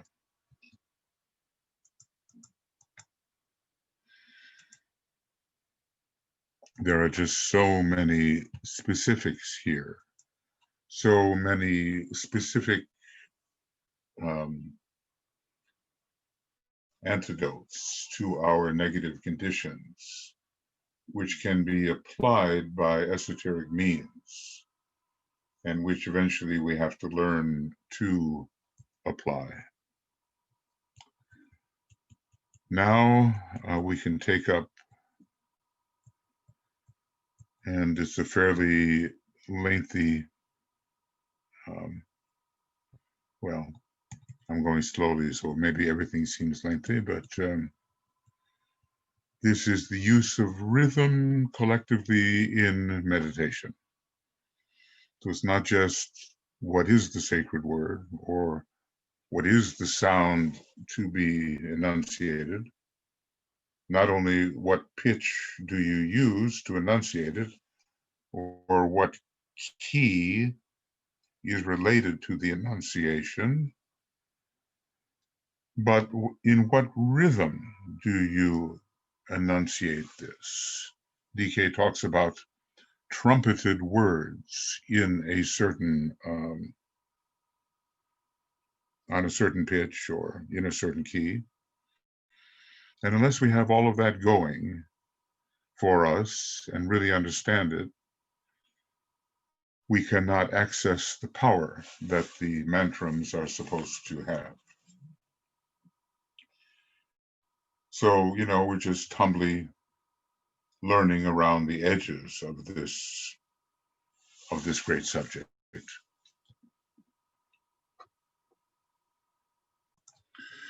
Okay, let's go on. Took a little break there. And we're dealing with the use of rhythm collectively and in meditation. The unusual definition of rhythm surrounding the word cadence. Cadence is usually an ending of a phrase of music, but here it appears to be used differently. So rhythm might be described as that cadenced movement which automatically sways those who employ it into line with certain of nature's forces. I mean, here are some maybe examples of rhythms. I think I've forgotten the names of all the meters, but the iambic, ta-tum, ta-tum, ta-tum. And maybe the cadence is to stop it. Ta-tum, ta-tum, ta-tum, ta-tum, ta-tum, ta-tum, ta-tum, ta-tum, ta-tum. The cadence involves a finality of the phrase. Then maybe is this the trochaic? Dum, ta-tum, ta-tum, ta-tum. Dum, ta-tum, ta-tum. Long, short, long, short. And there are two more. I think one of them is called anapestic. Now, these are not certainly all the rhythms by any means, but at least in Western poetry, these particular kinds of rhythms are commonly found. Ta-ta-tum, ta-ta-tum, ta-ta-tum. Short, short, long, short, short, long, short, short, long. And then long, short, short, long, short, short. Dum, pa-pa, pum, pa-pa. And probably there are others. So maybe the stoppage of a particular unit, an iambic unit is ta-tum. Now, how many of those do you put together before you stop? which would be maybe cadenced movement, and then start again. At least this is my guess for the moment. It is that directed action which followed in unison by a body of people,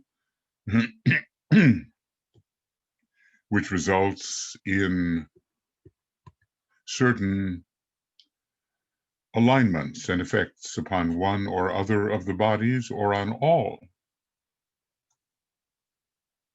Okay. So the rhythm is very important to add to the note, the key, and the proper word, of course, or the proper phrase. At least we can talk about some, generalities here, even if we don't have the specifics yet, because, they are of tremendous power. And it's, they say a little knowledge is a dangerous thing. And from another perspective, all knowledge that we might have on earth is a little knowledge, and therefore knowledge is a dangerous thing. But we have to be worthy, trusted, to have that knowledge conferred upon us. So it has for its objective, how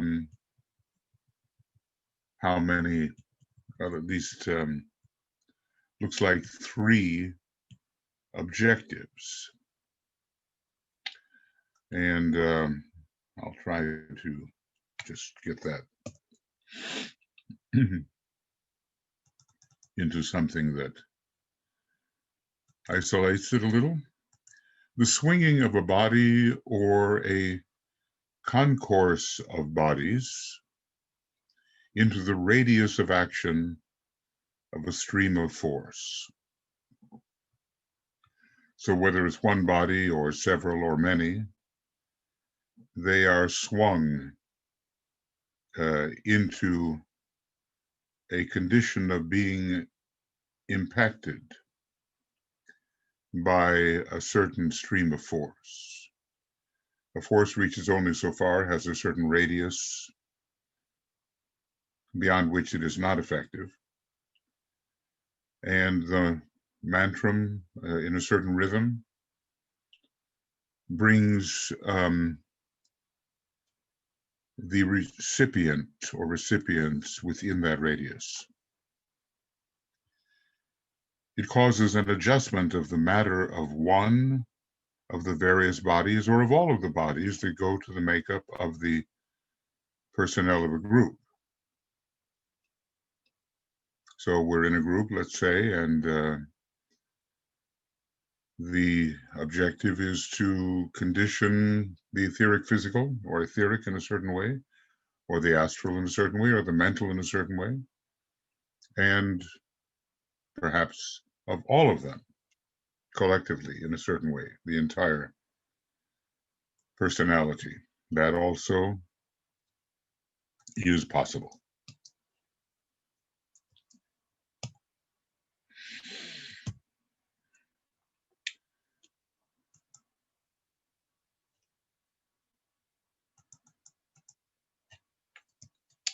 And it blends under certain geometrical balances. He's using very occult terms and arrangements, the auras of the differentiated units in a group. Well, maybe certain patterns are likely here. We have examples of a few of those things. Certain patterns in which he arranges his group members, like the triangle with another triangle at each of the vertices. So maybe that's a kind of geometrical balance, could be. And We might say then that certain patterns emerge, certain arrangements.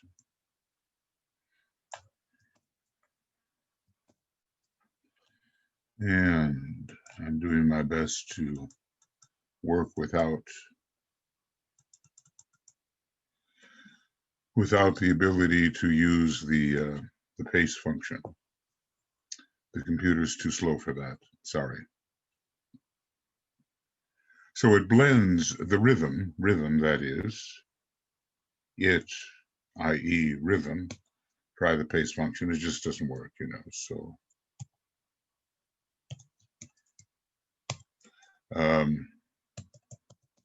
Rhythm blends under certain geometrical balances. I guess we can have patterns that have geometrical balances and arrangements, the auras of the differentiated units in a group, and causes these auras to form one united group aura, thereby permitting of the rhythmic flow of force in certain specified directions for certain specified ends.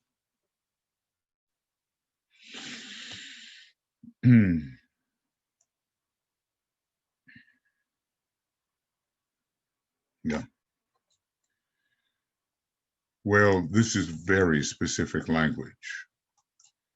And, it has a deep esotericism to it.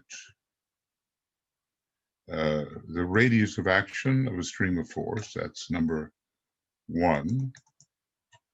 And adjustment of matter of one of the various bodies, or of all bodies, that's another. And blending the diverse members of a group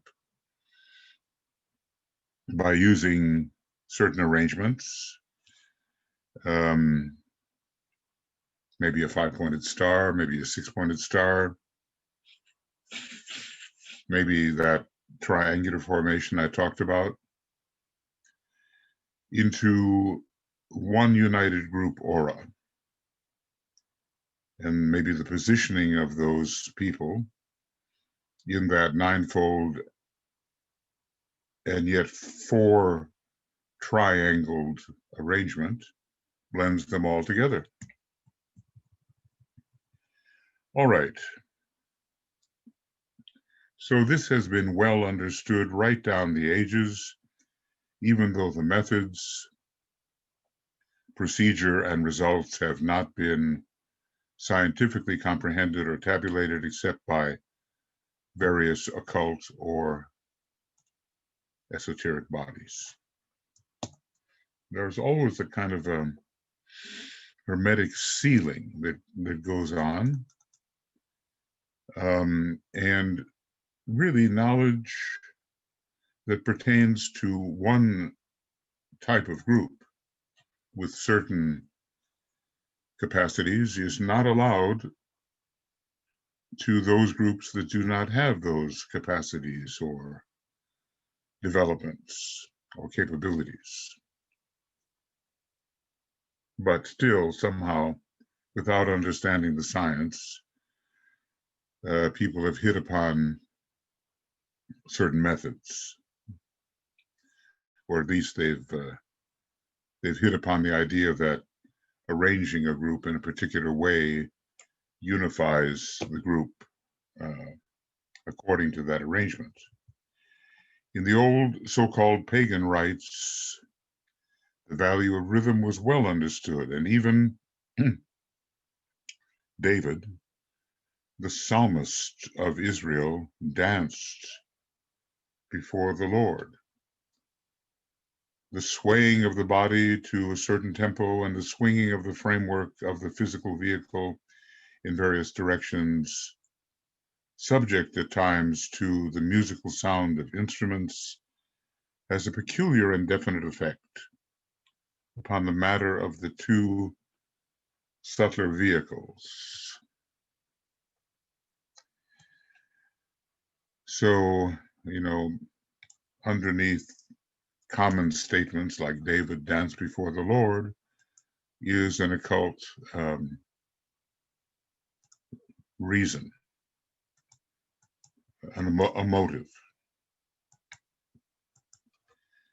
He must have had a lot of the fourth ray, the David and Goliath myth, and of course he was subject to many temptations.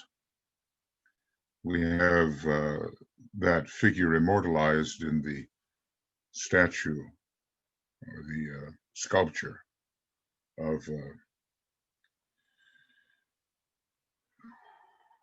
Michelangelo, the David. And here again, the swaying of the body to a certain tempo, and we might say that I keep on wanting to redeem the dervishes, I know that people have studied their dance and their work with Sufism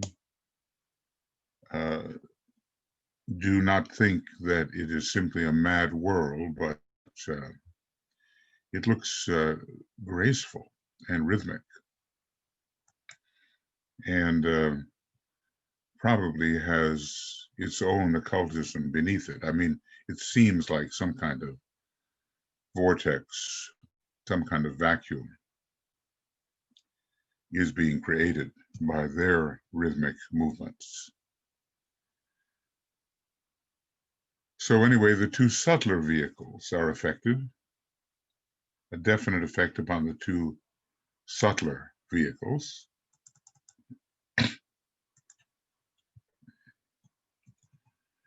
And what happens?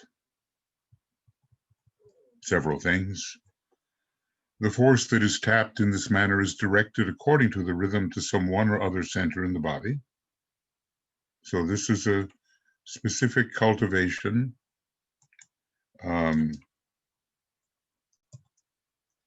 a cultivation of a vehicle according to a certain rhythm. That's number one.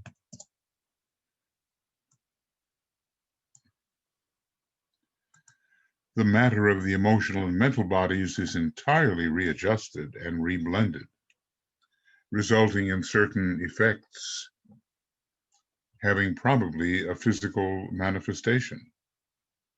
So we think about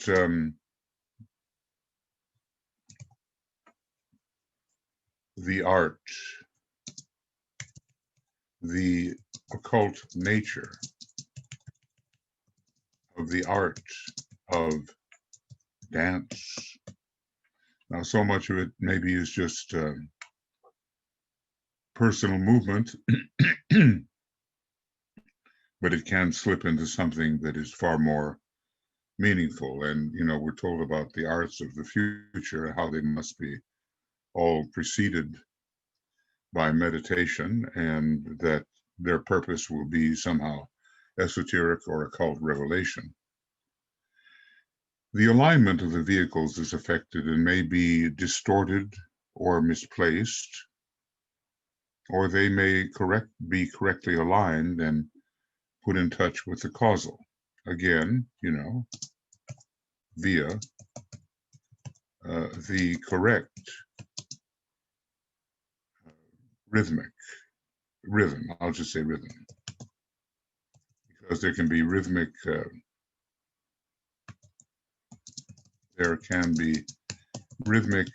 sounding or rhythmic movement, either one or both.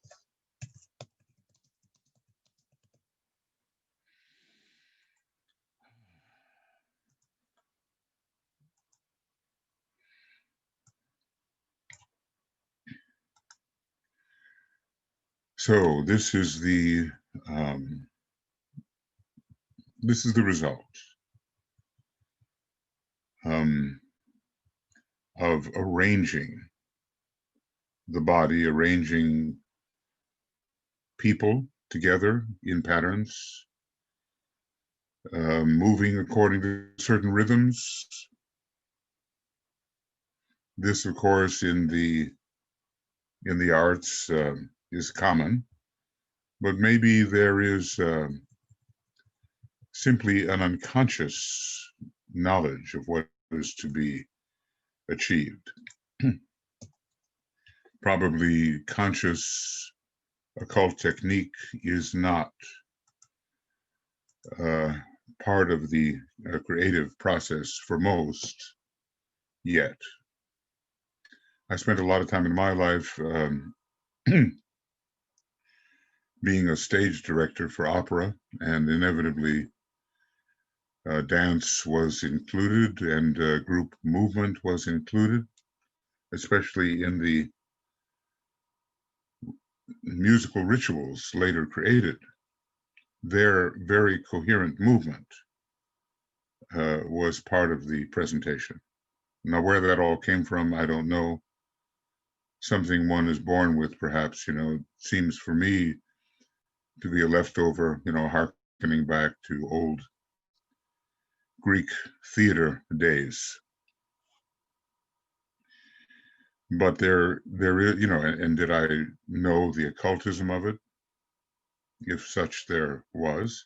No, I didn't. But I felt the effect when certain gestures were used in unison by the group or in a balanced manner by one part of the group or another part of the group. So that was a kind of recreation of past tendencies, abilities, and maybe understanding. But DK is really talking about a science here that has to be imparted.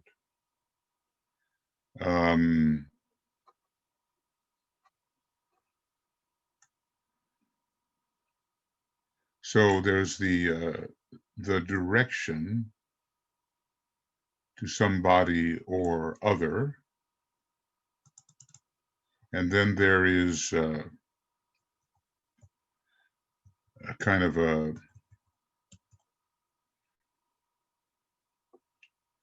readjustment of the emotional or mental bodies, reblended. Matter reblended. And he must mean a specific thing. We maybe can't know exactly what the specificity of the act is. And then alignment. And I suppose we have to be very careful. Sometimes you look at the alignment that might be achieved by certain quite violent musical groups, maybe certain rock groups that are called black rock, satanic rock,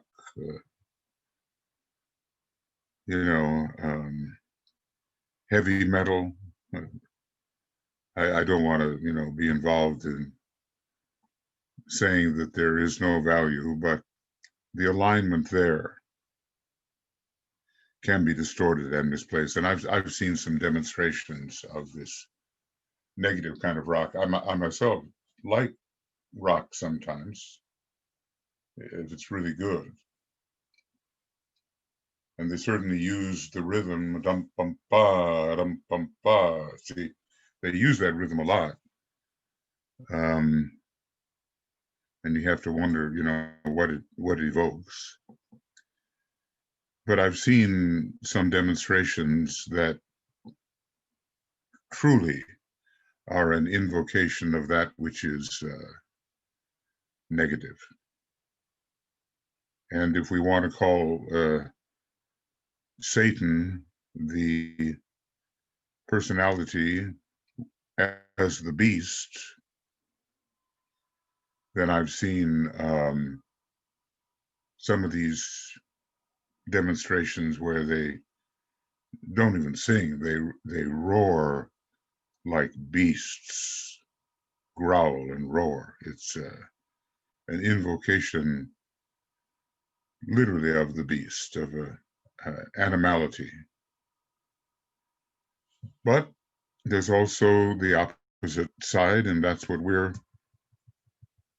looking for, to be put in touch with the causal vehicle and that which is even higher than the causal vehicle. So all of this, this is about the use of rhythm in the body and the use of rhythm in the voice. And I'm just going to say so. We have been studying the use of rhythm in the body and the use of rhythm through the throat center.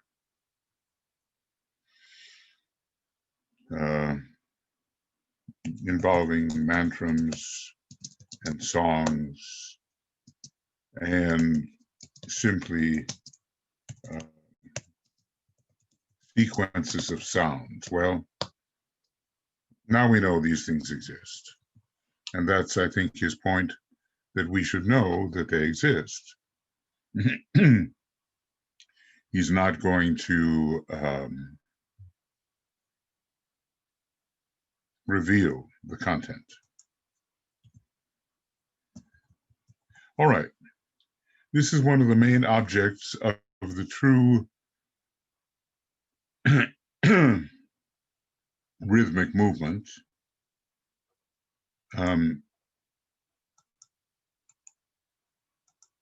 Distortions of which come down to us through the centuries and have their apotheosis in the low type of modern dance. Now we've, I would say that we have also seen genius in modern dance, but of course also the evocation of that which is low. We have seen that.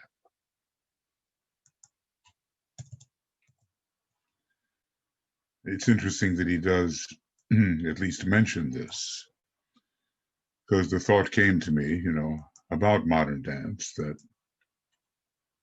it must be a leftover of some kind of great knowledge of these things. Now I think about the Greek chorus, in regard to which I seem to have some ancient memory. And the chorus didn't just stand still. The chorus moved as they spoke, and they spoke in rhythm. And it must have been a very impressive kind of presentation. You see these little snippets of memory and things, patterns, which awaken in you the sense of affinity. Yeah, I relate to that. Yeah, I remember an experience I had where I heard this gorgeous, music of the early 16th century from Spain. And it was Ponce. I guess he was a lutenist. I don't think they had guitar in those days. But, the lute as the precursor. And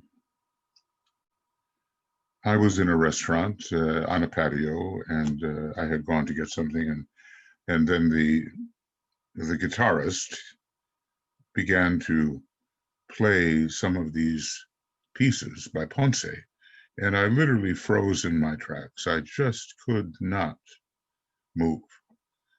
I was so hypnotized by what I considered the beauty of the music, and it had such resonance with me that, maybe it's a way of tracing an incarnation. I think people will find different doors for the tracing of incarnations. It may be through the eye, through the ear, through taste, any one of the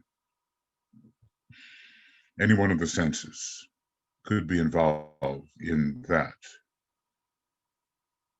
through certain words, and that lightening of memory will at least make an arc to the original, and perhaps a link with where one has been and the circumstances under which one found himself, herself in those days will be a little bit clarified. Maybe it's dance. You know, certain patterns, we have an affinity for certain patterns, having been through them.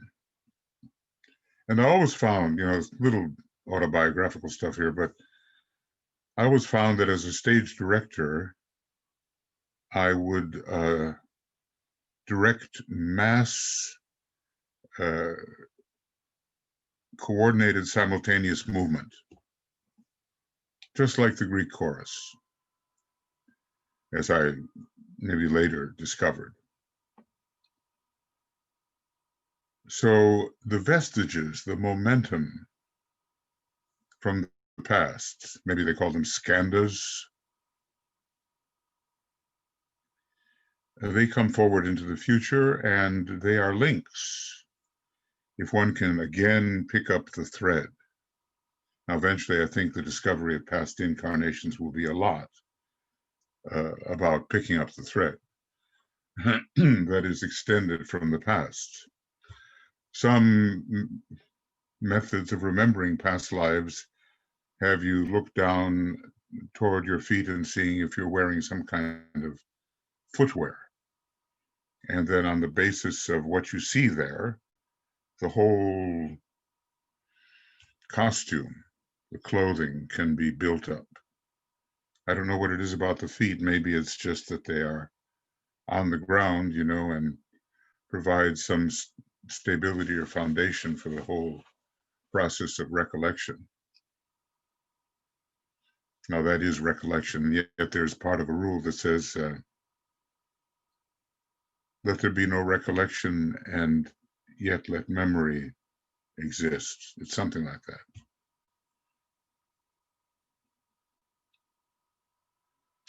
So in modern dance is found the corruptest, is there such a word? The most corrupt manifestation of rhythmic movement, and the main effect of the rhythm is the direction of the force tapped by its means to the emotional vehicle and to the lowest type of matter of that vehicle. And you know, and the lowest type of matter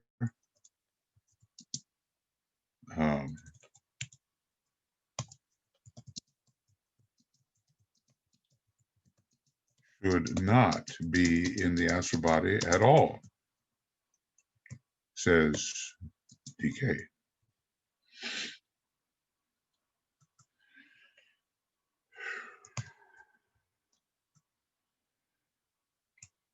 So I don't know what he means by modern dance, but we've all seen many different kinds of modern dance. Sometimes I've seen great dance pieces created by Martha Graham. And, you know, in some of them, there's a great majesty to it all. And others are more violent, twisted, contorted, obscene, whatever. But from either DK's perspective or, you know, through the mind of Alice Bailey too, what they're talking about here is just activating the very lowest parts of the human being. This results on the physical plane in a most undesirable stimulation of the sex organs.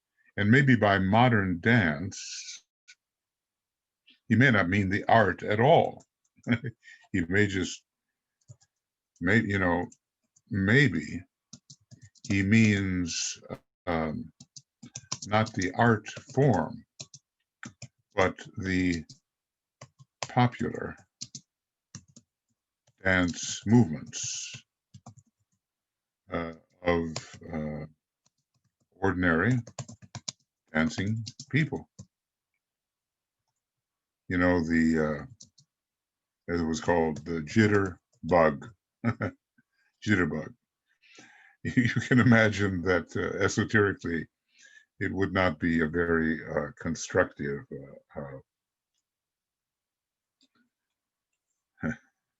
method of dance. Maybe he's not talking about the great choreography. Maybe not the great choreography at all. I would call it more popular dance movements.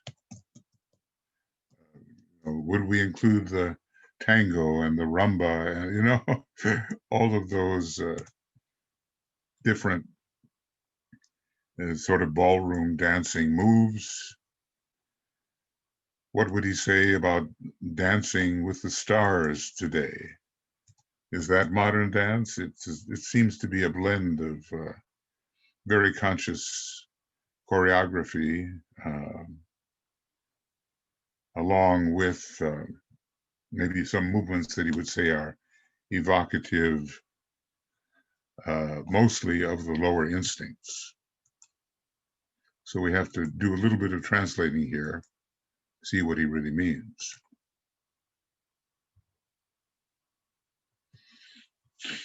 So the result, again, on the physical plane is a most undesirable stimulation of the sex organs, and I might say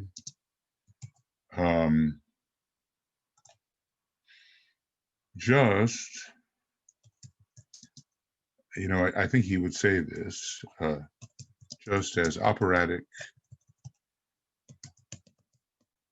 singing, as presently practiced, too much stimulates the solar plexus center. Nope. The solar plexus. I think he might say that. Or he has said it, basically, and that a new form of singing has to come into existence. And by that, he may mean, overtoning and kind of a very ethereal method of singing that has been cultivated, I think, in the East for a long time. When I first heard it, I froze in my tracks because there was a Russian man in the Agni Yoga Society who was an expert at this kind of harmonic singing. And I'd never heard it before. So I thought, and then I just, what is this?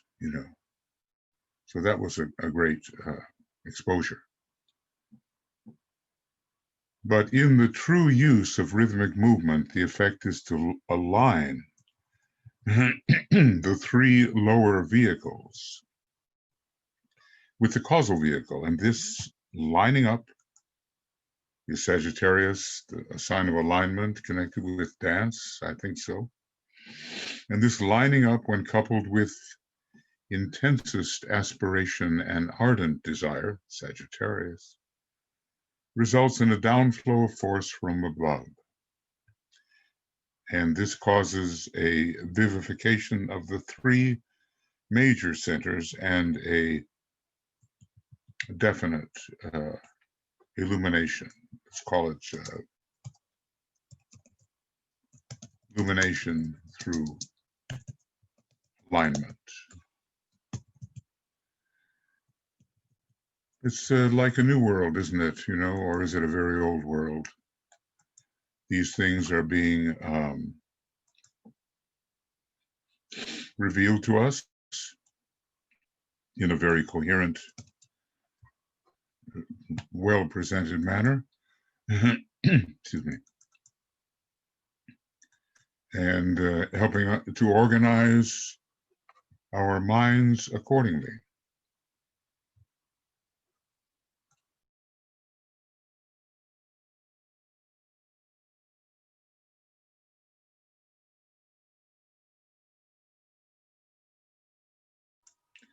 So now we begin to understand what types of rhythmic movements are allowed to the student occultist and what types are not. And what about rap? Very rhythmic, sometimes very violent, sometimes very inventive,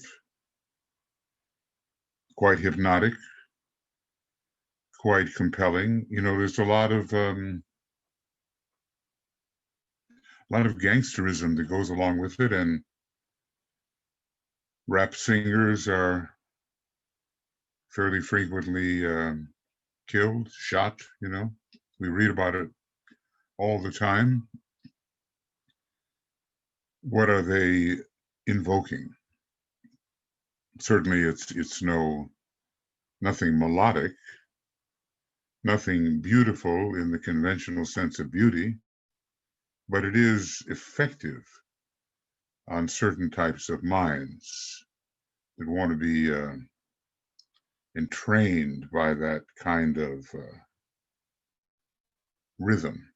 They fall within the radius of that heavily punctuated use of words, heavily emphasized and rhythmically delivered words.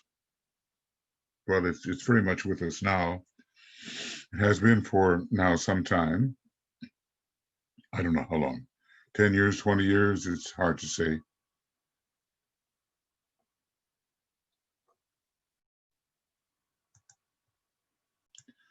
But even these common elements of speech, we have to be so careful about our use of them. We're told how important it is to mind our words and give every word its true value and to rightly pronounce and even maybe beautifully pronounce, but always apply purpose to our use of words. And how much more is this the case when we're using words rhythmically?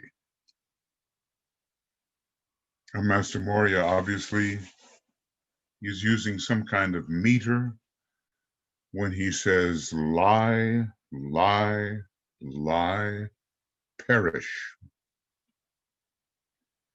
So there's this tremendous emphasis at the end, preceded by a repetition. Well, we're just, we may have been using these things unconsciously for quite a while.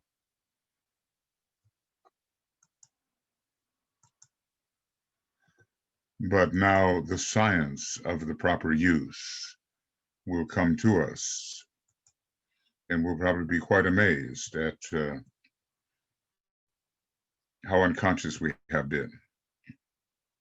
When an entire concourse of people is thus animated by a single high desire, when their auras blend and form one united channel for the downflow, when their auras blend and blend, and I want to just say through proper arrangement and right rhythm,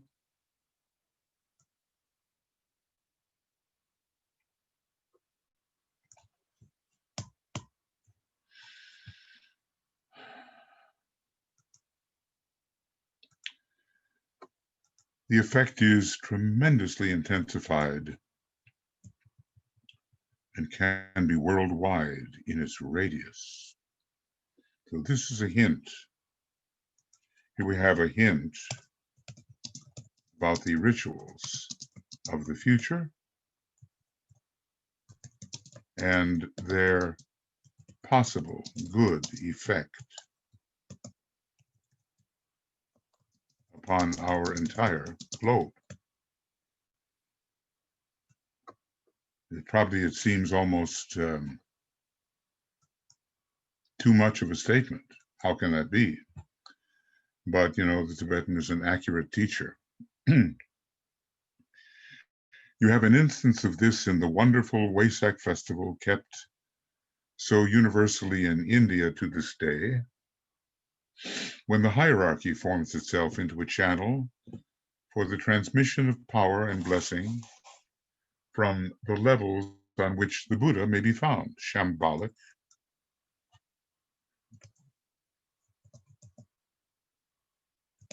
levels. And we hear of their rhythmic movement in anticipation of the arrival of the Buddha. All of that is done with a real knowledge of occultism. And I suppose those who can witness it, will have an eyeful of that method.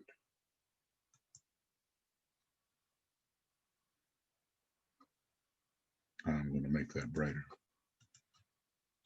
The wonderful Wesak festival.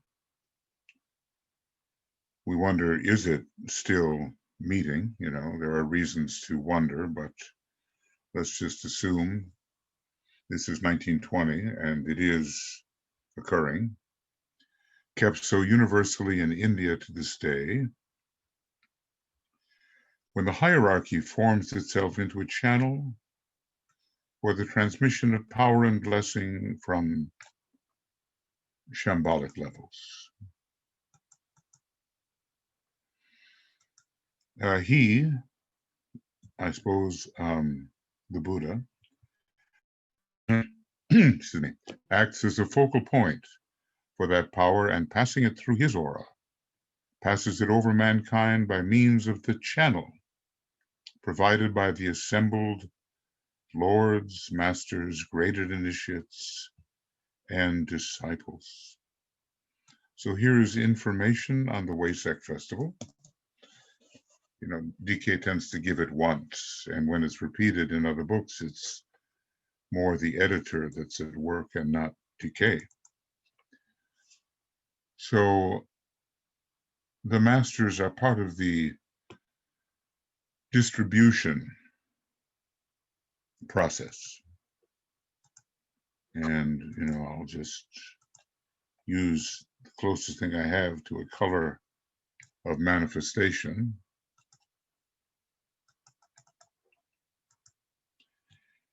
So he acts as the focal point,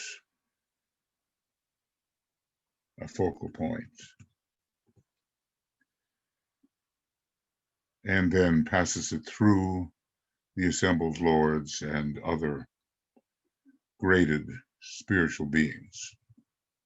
The channel is formed by the use of sound and rhythm simultaneously employed, by the chanting of a certain mantram, by means of the slow, measured movements that accompany that chanting. The funnel is formed that reaches upward to the desired locality. The geometrical figures formed in the matter of the plane, higher than the physical, which are the result of geometrical movements of the concourse gathered in that Himalayan center, form themselves into wonderful avenues of approach to the center of blessing for the inhabitants deva, or otherwise from any particular plane. Well, we're really learning something here, and I'm not recalling that such detail about the movements and mantrams and words chanted by the hierarchy and participated in by hierarchy has been given anywhere else in the books. I wrote a song about this, but I realize from reading this carefully that the tempo of my song is too fast for the kinds of things that actually occurred. And thus we are corrected.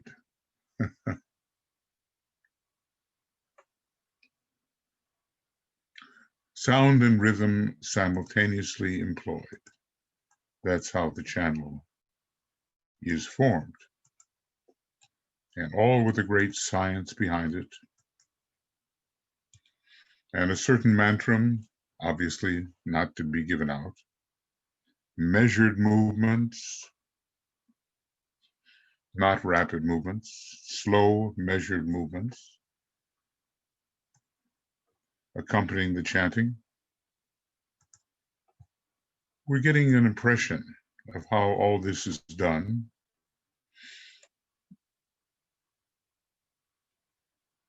The funnel is formed that reaches upward to the desired locality. We're learning quite a bit about the power of the funnel and how to generate that funnel.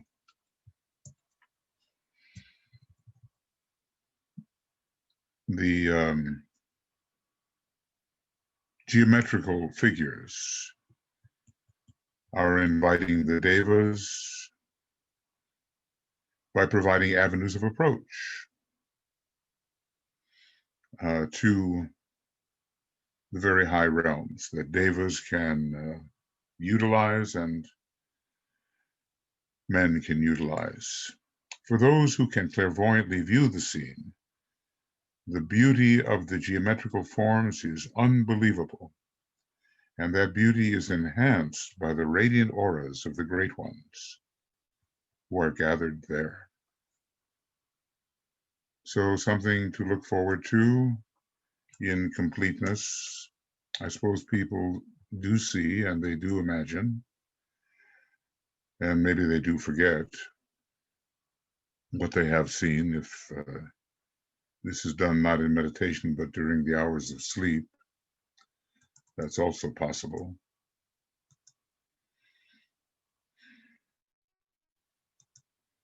And yet we understand that the practice of spiritual occultism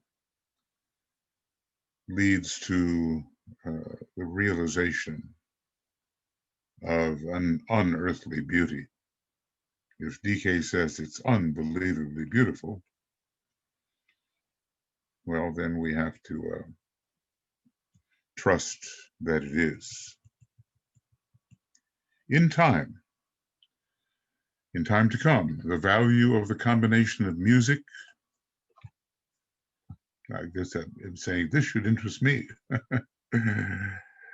The value of the combination of music, chanting, and rhythmic movement will be comprehended, and it will be utilized for achieving certain results. Personal note, I've done this, but of course without the knowledge, without sufficient occult knowledge. Definitely all the elements were there, but without sufficient occult knowledge. So kind of a rehearsal for what is to come. Groups of people will gather together to study the creative effects or the purificatory efficacy of ordered sound joined to movement and unity. The constructive effect on the three bodies will be clairvoyantly studied. The eliminative effect on the matter of those bodies will be schematically tabulated. And all knowledge gained will be definitely applied to the improvement of those bodies. The quality of the force tapped and its exhilarating, vivifying, stimulating effect will be closely watched. The centers will be studied in their relation to the streams of force contacted and their culture, and the intensification of the rotary movement will be definitely undertaken until, fourth dimensional movement, rotation of the centers is achieved, and thus initiation. With initiation comes this higher dimensionality of movement until we have what's called the wheel turning upon itself. So this is a summary statement of much that has gone before.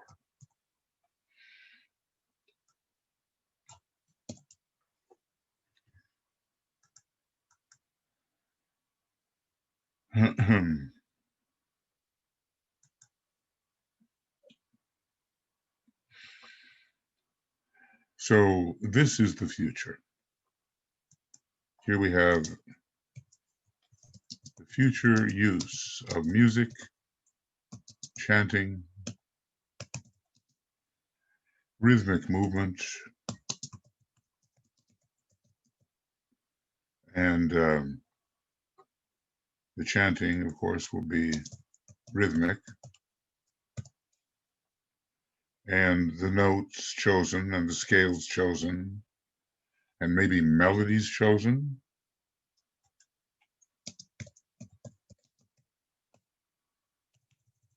Maybe melodies also chosen. Melodies, yeah.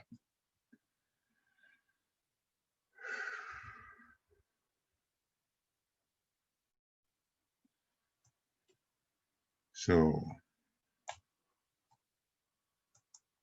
putting all these things together, people were doing this back in the 1500s, maybe even earlier. They had these masques, as they were called. They were not exactly operas, but they were kind of dramatic presentations, and they did have music. They did have melody. They did have rhythm. They had movement. We don't know about the rhythm of the movement, but maybe in the Greek choruses we had the rhythmic movement. It paints for me a very appealing picture of scientific artistic invocation. And I think I will, sort of say so here. This is a prognostication of scientific, artistic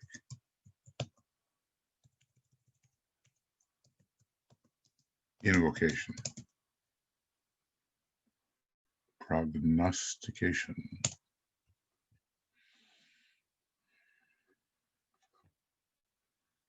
Well, when we know enough, it will be a very beautiful method of approach. And I have seen that in some of the rituals we perform, and especially certain pieces, there is an invocation of the energy to be utilized, and it's done through coordinated movement of a number of people. And of course, it doesn't have the power that he talks about here, but there has been exhilaration and vivification and stimulation, maybe not looked at from the inside, but one could see the evidences of it.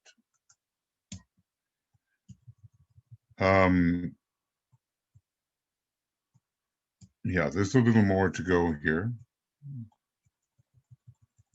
Another angle of the whole matter resolves itself into work in the world, and though dependent on the status of the personnel of the group, is not primarily for group purposes.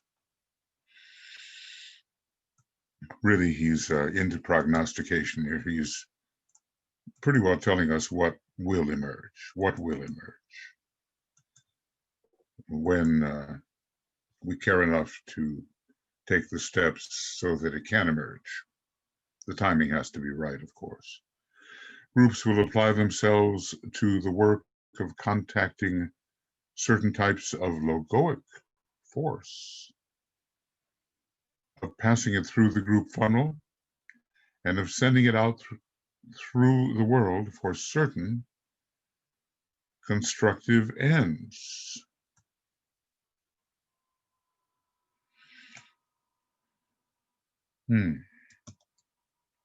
Now, when he uses the word logoic, does he mean, it would seem to scale that we'd be talking about the planetary logos, but can he mean solar logos? Well, I suppose if the group is high enough, it can be the great logos.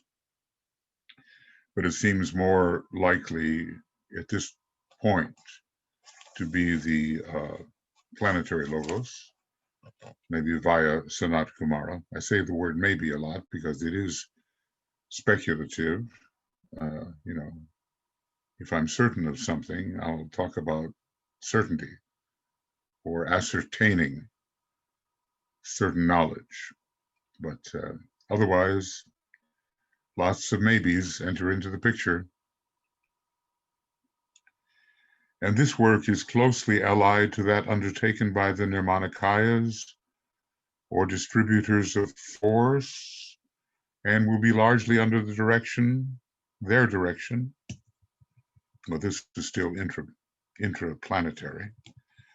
For when the right time comes, they will, they, 6th-degree initiates that they are, will be able to use these groups as focal points for their activities. Their work now has its focal point primarily on the mental plane and somewhat on the emotional. And when the secret of causal alignment is better grasped, and when groups of people in physical incarnation can work in real cooperation, an impossibility at present, for the personality looms as yet too large, then the Nirmanakayas will be able to directly contact the physical plane and so act with great force upon the evolutions found thereon. So one of these is about, well, this is all about the work of the Nirmanakayas.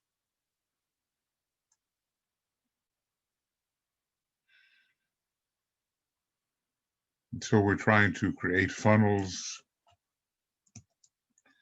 conduits of the right kind through movement, rhythm, music, sounds, and all done in a scientific, artistic manner.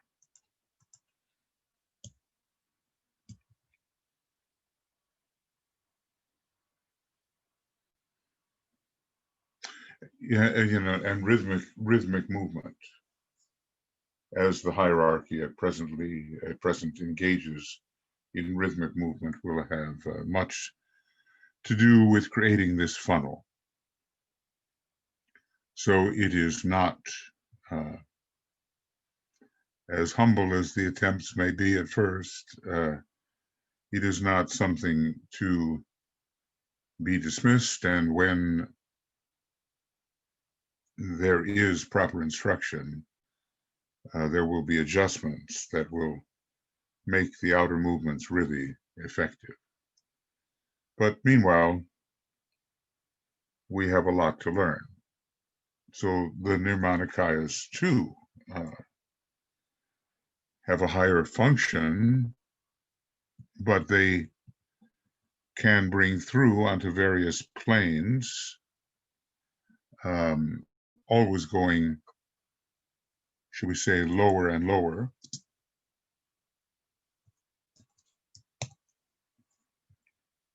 Always going lower and lower in terms of effectiveness on certain planes. And the secret of causal alignment has to come into our possession. When the secret of causal alignment is better understood, better grasped, and when groups of people in physical incarnation can work in real cooperation, strong language here, which is impossible at present, because there's just too much personality. Then the Nirmanakayas, who are maybe custodians, registrants of the purpose, is one of the names we can call them.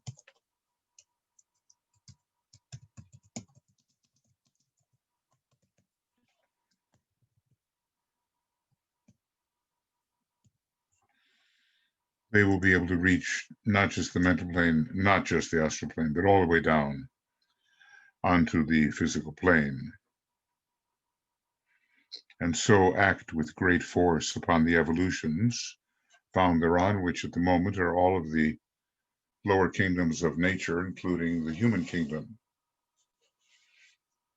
and maybe the kingdom of souls, well, partially present on the lower plane and partially abstracted, and Chohans still more abstracted, but occasionally appearing, very occasionally, and seventh degree Chohans maybe even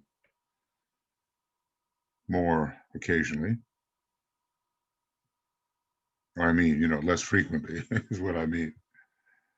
All right. Now, going on just a little more. Healing groups.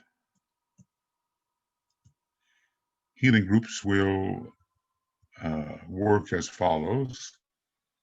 The circle of workers with the unit to be healed placed in their midst, either actually or maybe imaginatively, I would say, will definitely apply themselves to the healing of that unit by the use of set mantrams and by the following of certain movements. They will cause the focal point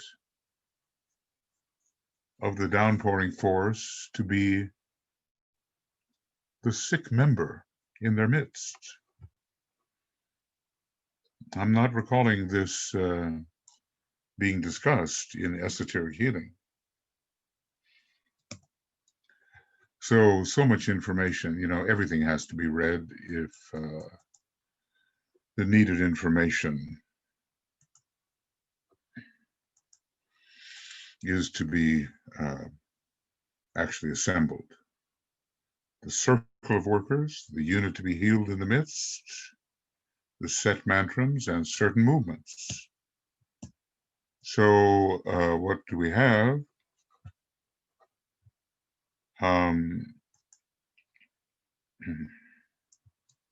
We have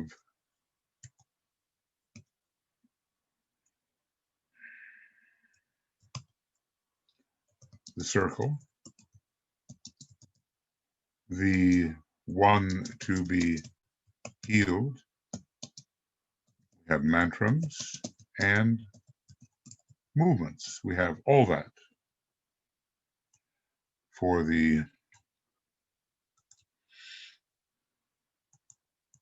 some of the new forms of healing.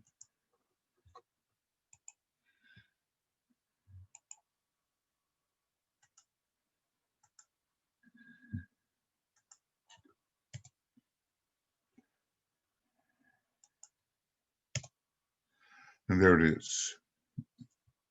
By the stimulating power of that force, by its rebuilding quality, or by its capacity to destroy and eliminate. What you call miracles will be matters of everyday occurrence. And the subject is too vast to be more than hinted at, but as the race progresses and the secret of making the at one ment is more comprehended, when the many people tread the probationary path, the many people, well, that's certainly by the time of the judgment day, but that's a long way ahead. When the percentage of initiates is greater than it is now, so maybe not so far ahead, and when large numbers of the human race are more directly aligned with the egoic body, you will see the scientific application of the laws of sound and rhythm. So, good news, let's say, from a truth speaker. You do wonder how anything good can come out of misrepresentations of the truth. In short, lies.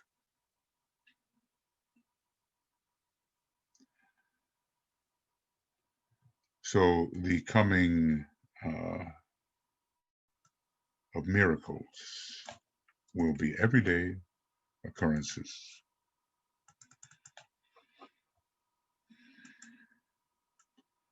And all the many things we may be wishing for at the moment, so many of them, including the healing of dire diseases and conditions, will take place. So, the unfoldment of the human race is just in its early stages, but compared to how it has been, I'm sure we'd be quite shocked to register what the unfoldments have been. Some remarkable unfoldments compared to the days when the huge animal man thundered across the earth, huge tabernacles of clay, as it has been referred to, I think, maybe in the Secret Doctrine.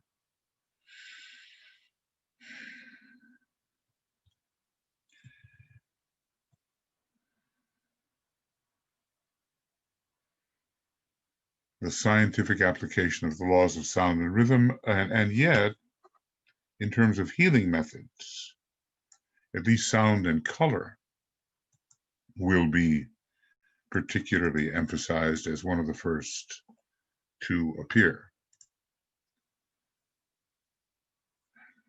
When it comes to rhythm, I think we will make gains during the period of the cycle of the rhythmic seventh ray. And a fourth ray period is coming up, and we will make gains with color and sound, which will allow us to utilize those healing methods. There are color healers now, and some of them proceed, I think, in a reasonable manner. And they make suggestions about the healing potentials of color. And maybe there are some who understand what sounds can be applied, and indeed there will be positive results. So the coming in of the fourth ray and the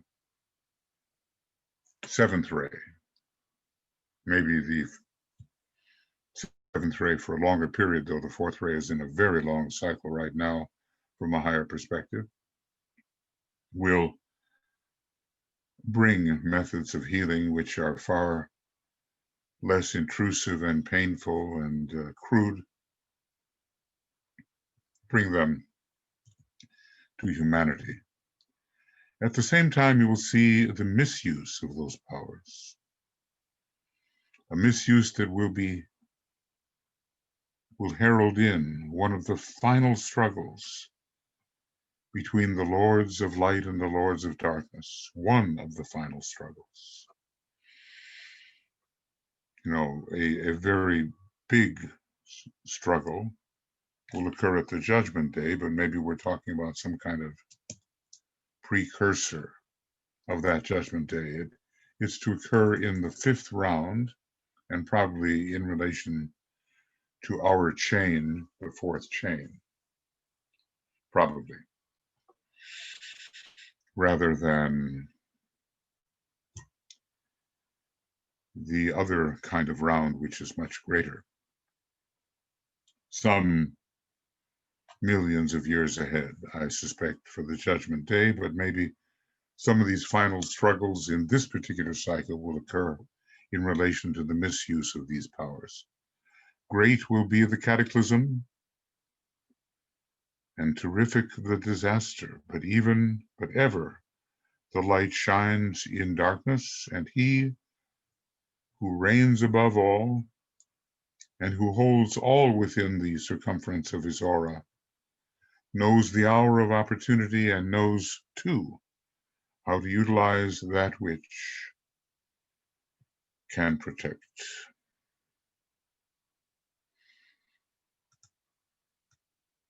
So it sounds like something maybe a little more imminent, but very, very destructive. If we can imagine withstanding that, the Judgment Day will involve a battle on the mental plane between, I think, higher and lower mind. Even as now the battle is between what we normally call the soul and as the angel of the presence, and what we normally call the personality as the dweller on the threshold. But the battle becomes more refined and taking place at higher points of tension later. Great will be the cataclysm and terrific the disaster. What's he hinting at here? And when does it appear? I guess we human beings have been through so much that when we hear a prognostication, a prediction regarding cataclysms and disasters, we tend to listen. Having painfully been through a number of them, maybe, who knows, killed by volcanic action in Lemuria, or killed by drowning in Atlantis, or killed by fire in the Fifth Ray Age. No death by air yet really occurring in a way that we can describe. So even in the realm of great galaxies, there are collisions, and I'm sure what can be perceived as disasters by the conscious inhabitants of those galaxies. So even though a universe is a tiny, huge thing, a huge, tiny thing,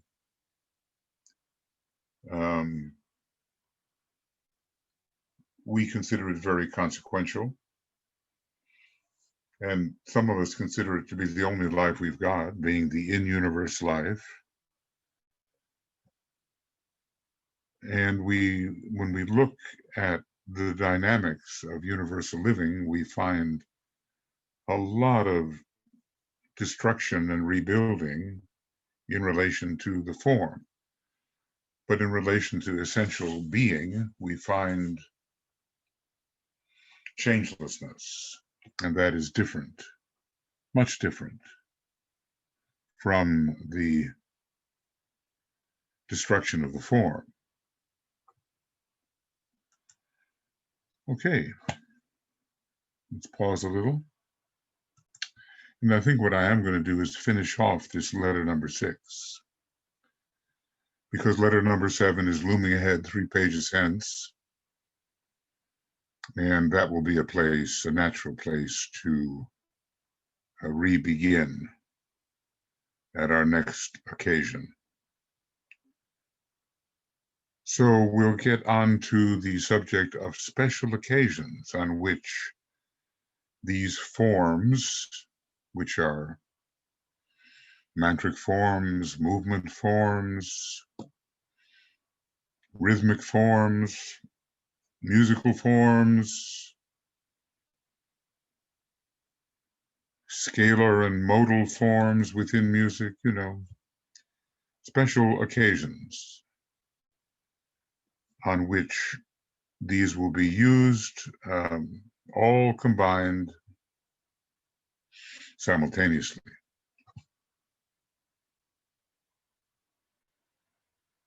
To great effect.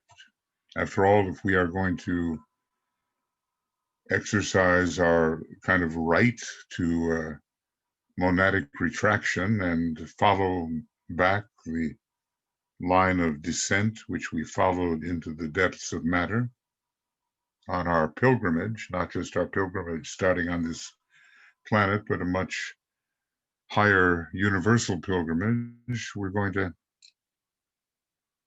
have to know how to do that. And we're going to have to know how to use the forms which will elevate us and lead us now that the evolutionary period has begun to ever higher points of tension. We don't know those forms yet, but we are in the position of humble students of the great wisdom, and we have some idea of the caution, the solicitousness with which we must proceed if the forms are to be imparted to us for our use in the process of re-elevation.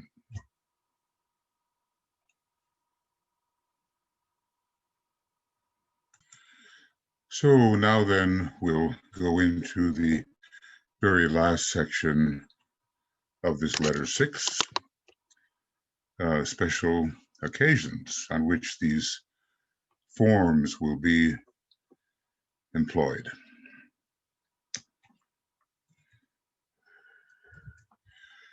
The great event on the planet in direct relation to the human race is the Wesak Festival. Now, later he tells us this will fade out gradually along with Good Friday, but he does give us, in externalization of the hierarchy,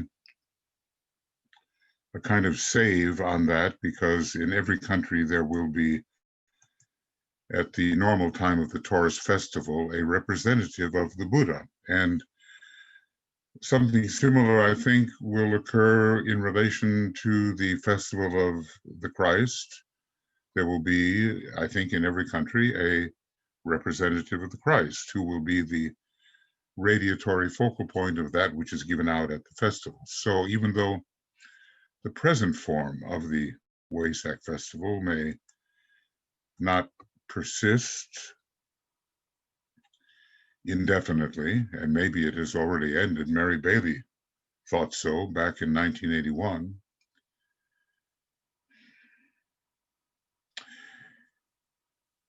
Even though that may be the case, there will still be, of course, that downflow from the higher sources of the two great saving energies, the Christ and the Buddha. There is one still greater moment in the calendar when a funnel is created directly between the earth and the supreme ruler himself, the logos of our planet. And is it yearly? We can ask that. Is this a yearly event? And is it in Leo Sirius? That's my question. But, okay. Maybe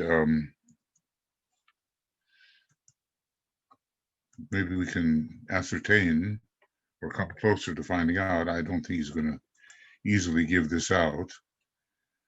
One still greater moment, alignment with the Logos, where we're told that at the Leo festival, there is a great recognition of all those in hierarchy and those who have recently become members of hierarchy. And there seems to be a very strong connection with Sanat Kumara at that point. And if with Sanat Kumara, then perhaps with the Logos himself, of which Sanat Kumara is an extension. You know, we put up a lot of questions trying to determine what's actually happening, and you know, we may have to wait for the ascertainment.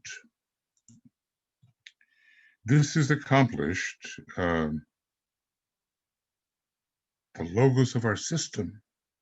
It's beyond Sanat Kumara. It's beyond our planetary Logos. But we are really speaking of the solar Logos, apparently. And then maybe Leo for us has a special significance, as the sun rules Leo.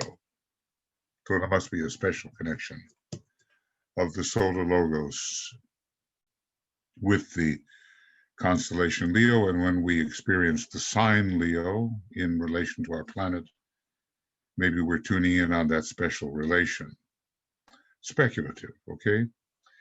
This is accomplished through the power of certain mantrams and the united efforts of the hierarchy and the Deva lords of the plains, something way beyond our capability.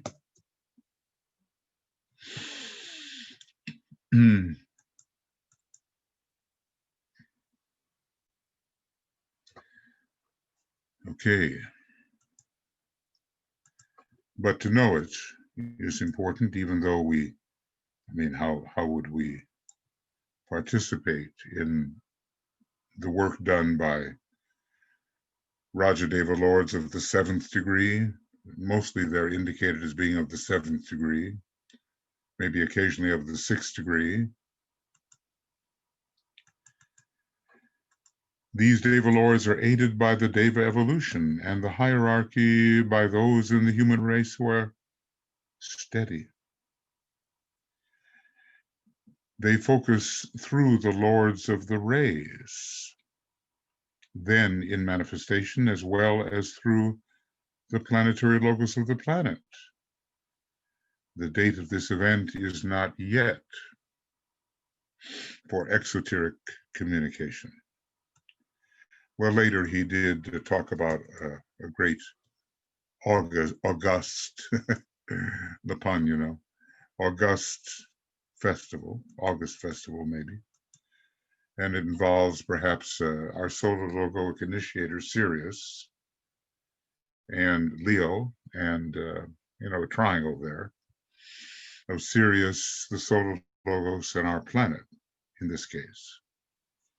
So maybe, you know, he said a lot more about the Leo festival later. And maybe it is that. He didn't point to it as the ultimate festival. One still greater moment in the calendar, and it still sounds yearly,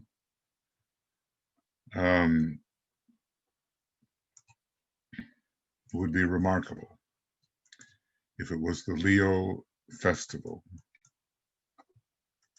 But all we can do is put up the speculation, and we cannot know for sure.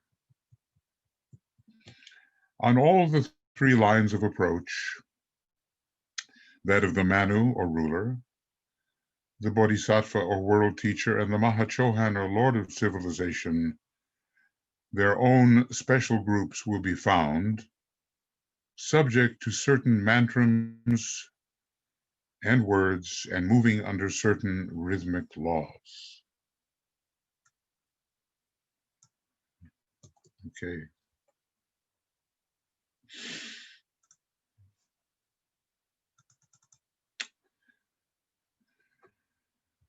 So every department has its own groupings and associated mantras and words and movements and rhythms, It's quite a well-organized picture that we are being told does exist. One hint only can I give here, but I think you will find it interesting. The time is coming when those who work under the Manu, manipulating nations, directing their attention to government and politics, sitting in the assemblies of the people, giving out the laws and apportioning justice. These are those who work under the Manu. We just now had the first ray indication and the Libra indication regarding justice. Will begin to work with great rhythmic ceremonies. By means of their united rhythm and chanted words, they will seek to put themselves in touch with the consciousness of the Manu and with his great governing department, so bringing more clearly into practice the working out of his plans and the formulation of his intentions. Having aligned their bodies and made the necessary funnel, they will proceed with business after having placed in their midst as a focal point of illumination one or two men who will give their entire attention to finding out the intention of the Manu and his subordinates upon the matter in hand, and this too will probably occur at a certain point in the calendar. I'm recalling that the Mahachohan has certain meeting points. I think March and September, something like that. I think basically we're dealing with Aries and Libra, frankly. Maybe. I always give that unqualified maybe. But okay, he says we will find this an interesting hint that the first ray workers will also find their methods of invoking the mind, the intentions, the purpose of the Manu. That's not how first ray workers seem to be working today. Maybe such invocations and ceremonies are more likely found on other rays, but the day will come. Giving out the laws, apportioning justice. I think we can see how these great workers will work. Having overcome so many of the liabilities, along any ray path, there are just weaknesses that appear at first, liabilities to be overcome. But the day will come, and that word manipulation comes in. There's a positive manipulation and a negative. It just simply means to make arrangements with the hand. Probably, that's what manipulation is all about, or with the mind, the making of arrangements. And the ray of right arrangement is the seventh, a reflection of the first.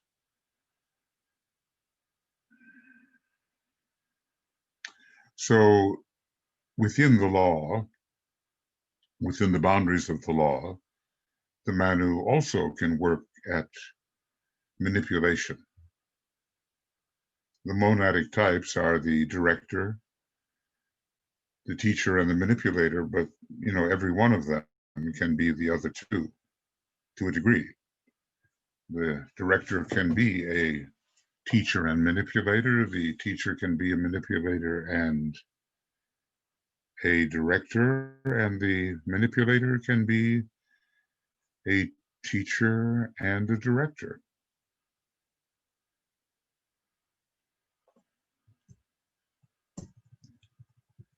So, this is a book very much about the future, isn't it? And think of it. I mean, it's going to be used in the future for this particular generation of spiritual students, which I don't think we can consider to be identical with the normal physical generation of some 25 years, 20, 25 years. So in the department of the Bodhisattva, will a similar procedure be followed for which construction is already organized? Focal points are needed. Okay, let's just put that down. Focal points are needed in each type of invocation in each department. So, we see that there will be focal points also in the department of the Bodhisattva. So in the department of the Bodhisattva, will a similar procedure be followed for which construction is already organized? I think, coming sooner than that along the first ray line. The priest will be the focal point, and after due ceremony and rhythm on the part of the united congregation, churches will have to be, differently constructed now.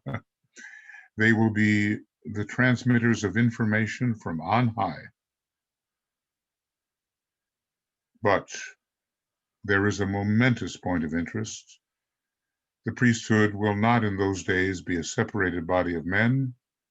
All will then be priests, and a layman can hold that office when duly chosen at the beginning of the ceremony.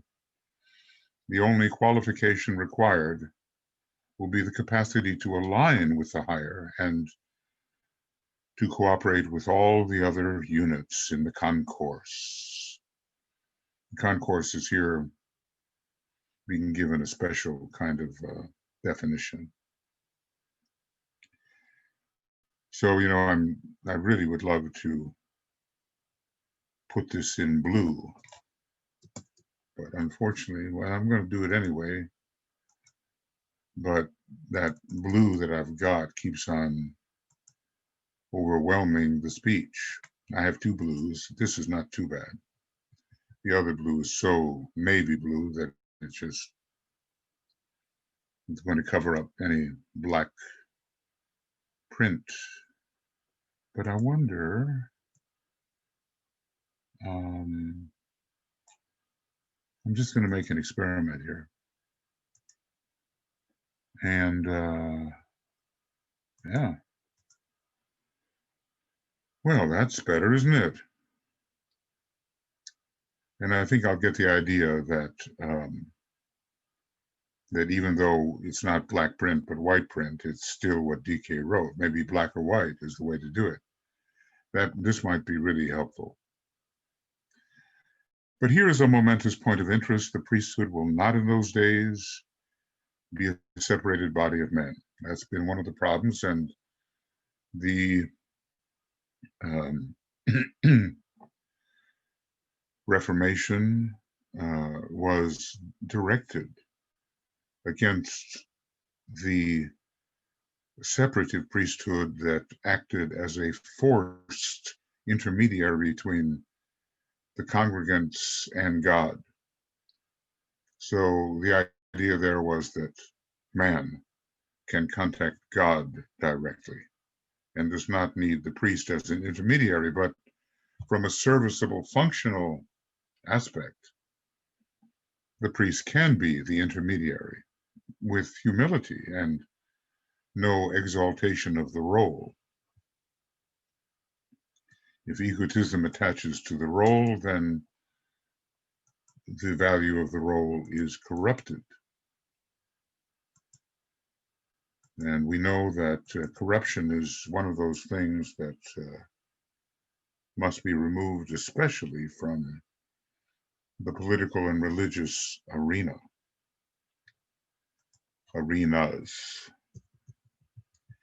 In the department of the Mahachohan, the Lord of Civilization and Culture, which is a more intense form of quality from which the civilization is built or externalized. And the head of the third line of evolution, you will see a similar action. No university or school will start its sessions without the ceremony of alignment. The teacher, this time being the focal line of information, the teacher, from the department controlling the activity of mind. So we have a teacher within the department of the Mahachohan. And that's interesting because, we're told that, of course, the second ray is a ray of education, but we cannot dismiss the presence of the fifth ray and the third ray in terms of our modern university systems, let us say.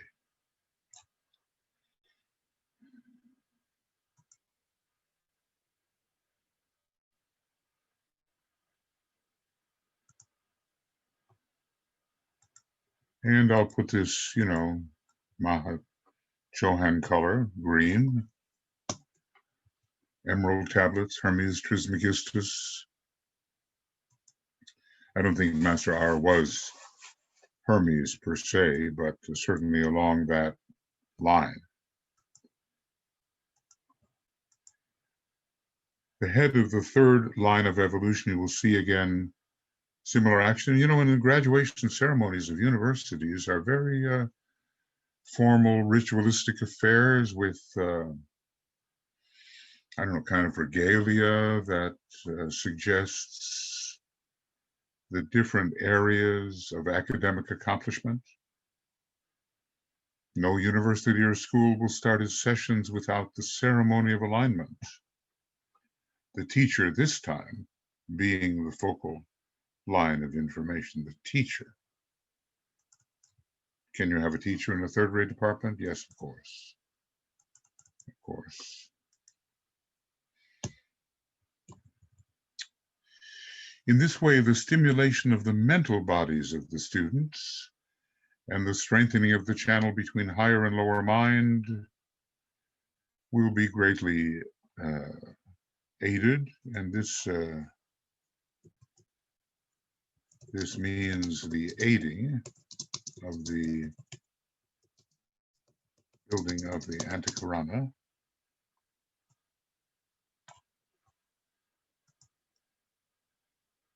The intuition will also be developed and contacted. And of course, intuition is possible for those on any ray, even though there are certain numerical affinities that may make the appearance of the intuition a more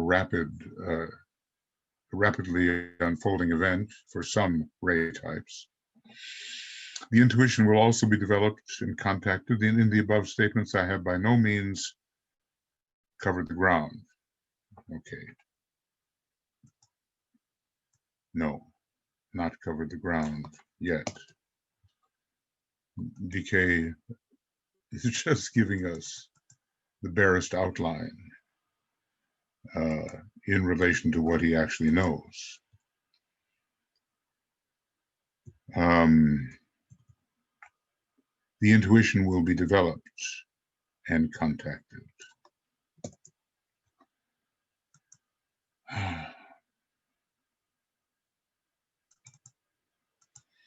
In the above statements, I have by no means covered the ground. I have but indicated the broad outlines of what will someday be facts in physical plane demonstration. The thought conveys much matter for consideration and for speculation. That we can do, huh? And is full of helpfulness for the wise student. So let us be those students as much as we can be. Aught that enlarges his horizon and increases the range of his vision is to be welcomed, even though his apprehension of these facts may be at fault, imprecise at first, and his capacity to assimilate leaves much to be desired. Well, he's just described who we are here. Faulty apprehension and some degree of difficulty in assimilation.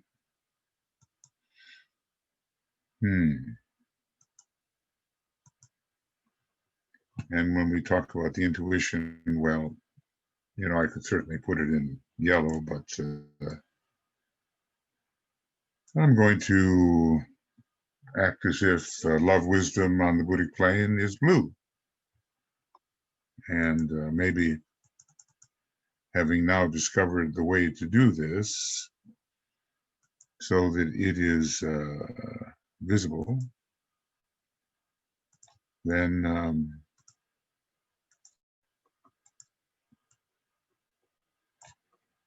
feeling much relief over this tiny discovery. Well, friends, that takes us, to approximately a 4-hour program. I'm not sure what it means when you try to download it, but it would be foolish for me to go on to letter 7 at the moment, which is 50 pages long and will take, quite a number of programs. And then let's see what happens at page 253,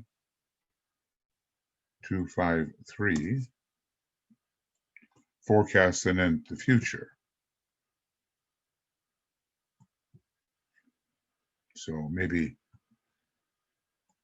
and here's letter 8, 253, that's it. And so he's given us a lot of background first. People are so interested in accessing the masters, but they don't have the foundation to do so.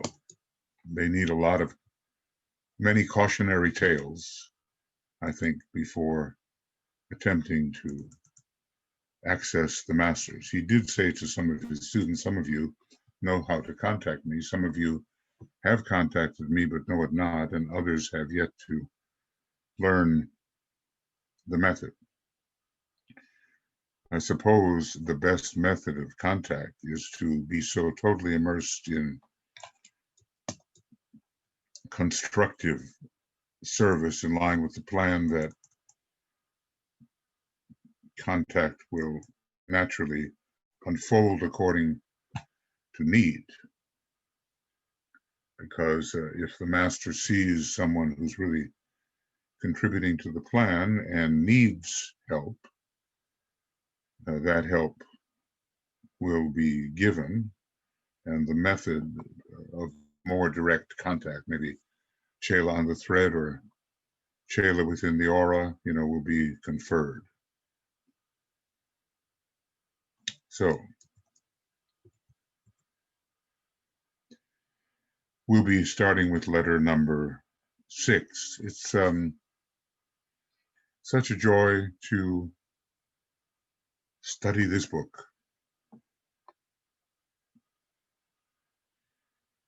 It's so rich and so packed. Of course, Cosmic Fire is packed too. And maybe is the seed of so much that follows.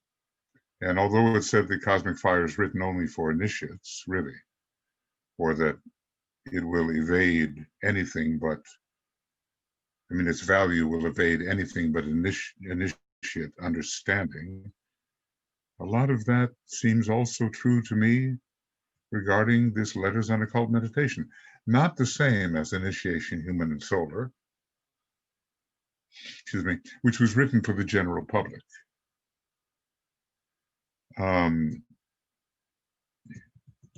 Not the same.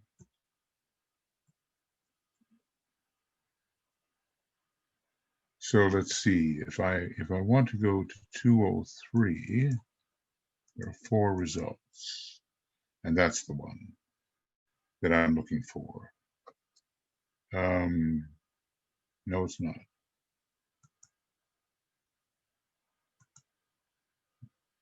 This is the one, letter 7.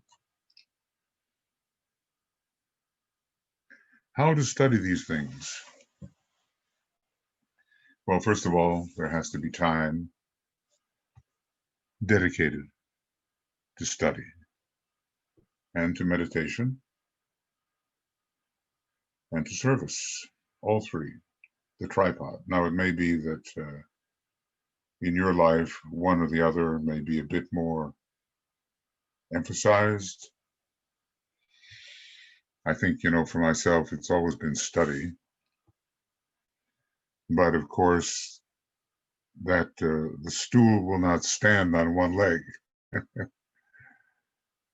unless that leg is in the center and somehow a combination of all 3 directions, maybe with a triangular base. And, how many years remain? 5 years, roughly, remain before around the year 2025, the new installment of the teaching begins to come forward, and no doubt the plans for that are already well along, at least in the mind of the master. And the methods of communication have been greatly enhanced since those early days. What was it, November 19th, 1919, when Alice Bailey was contacted, a note in the ear, by the Tibetan. So now the distribution is marvelously enhanced. And maybe the whole process of giving whatever the Tibetan intends to give in this 3rd phase of creating bridging treatises, bridging towards the knowledge of the New Age, maybe it will occur faster than requiring 30 years of work. But maybe it will take 30 years. He does give a kind of a tabulation where we have 30, 30, 30, and then a synthetic 10, where everything is sort of wrapped up and summarized. The world is changing so fast, and some of the change is foreseen, and some of the change even the masters cannot foresee, because humanity does determine its own course of action. It determines what it will do. It decides. And it would be against the law for hierarchy to force the decision. Could they even do that? Well, that would be imprisonment. That would be working supposedly for the good, but in a forceful way, which was external and which was more characteristic of some of the methods of the Lodge of Darkness. So they can't do it, and it must be, as DK has said, agonizing to stand by doing all they can and to see wrong choices or inadequate choices being made. A kind of spiritual agony, as he describes it, little as you may think it to be the case because we are safe in our spiritual enclaves, we do suffer spiritually when we look at humanity as a type of agony, because they are so identified with humanity as humanity, having come through humanity, a master being the apex of humanity, but a Chohan being even more. All of us being members of the fourth creative hierarchy, they do suffer. Just the way you would suffer, loving a child, or maybe your own child, and seeing mistakes, bad mistakes, about to be made, dangerous mistakes that can lead to failure, even death, loss of opportunity. So we have to trust that, yes,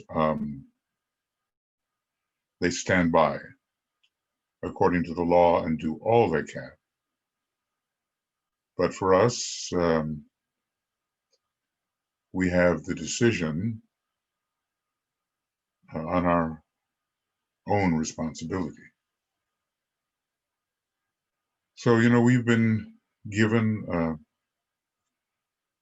the banquet of esoteric knowledge and wisdom, the wisdom of the Tibetan and the higher agencies. And of course, we have to transform the knowledge imparted into our own wisdom. And wisdom will not be achieved except through experience, and oftentimes bitter experience. And that experience comes through making the attempt to apply what we know, or what we think we know, or at least to experiment with what is suggested so that we can verify, ascertain, verify to ourselves that, yes, these things are true. When it comes to the Yoga Sutras, there they are.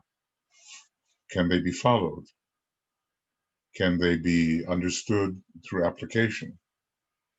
Everybody has a chance to develop within himself or herself the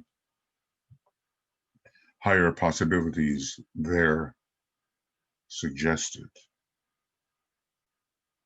I think the further I go in all this, the more overwhelmed I am by the magnitude of the gift that has been given to us. I remember the first time I touched the Bailey book, it almost was like, whoa. The first thing that came out of it seemed to put the book beyond my reach. I opened it and it said Atma Buddhi Manas. Well, I was new to theosophy and I was studying the secret doctrine, seemed like quite enough, and the key to theosophy and other theosophical books. And something in me said, later. I had enough to do. I wasn't like one of my friends who encountered the Bailey books above the cashier, and all in hardback, and said, I'll take them all. I was quite, and I said to myself, and I don't forgive myself for saying it, I said, how could a woman write all this? And if it had been a man, I would have said, how could a man write all this? But I used the word woman because, of course, it was Alice Bailey. How could she do it? And then only later I found out that that she was being an amanuensis, and the actual author was working through Alice Bailey. I didn't realize that at first. Well, what I did pick up was that such a feat would not be possible to an ordinary human being. And Alice Bailey once said why she had been able to accomplish so much. And at first, when she said that, I wondered at the so much, what was meant by the so much. And then gradually, I began to realize the magnitude of this work. I mean, can you imagine how she worked? You know, being a Gemini, maybe she didn't need as much sleep as many people do. I've noticed that astrologically, whether it's insomnia or the ability to get along with less sleep and to read very fast, like JFK, a page at a time almost.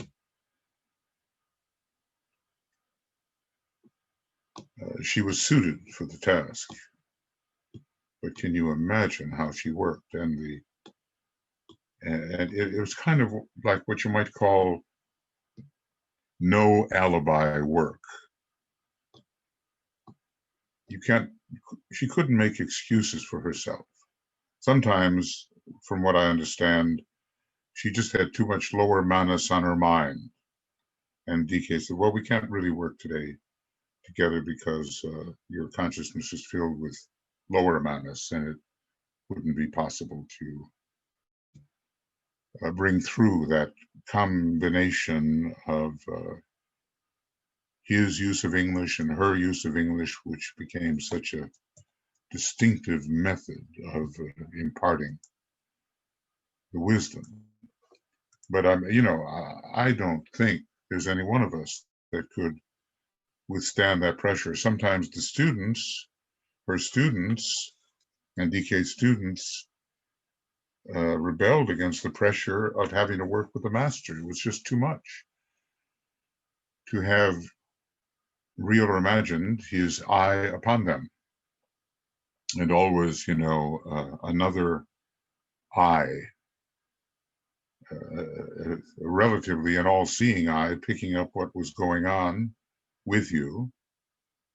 Too much pressure. But imagine Alice Bailey and the pressure under which she worked.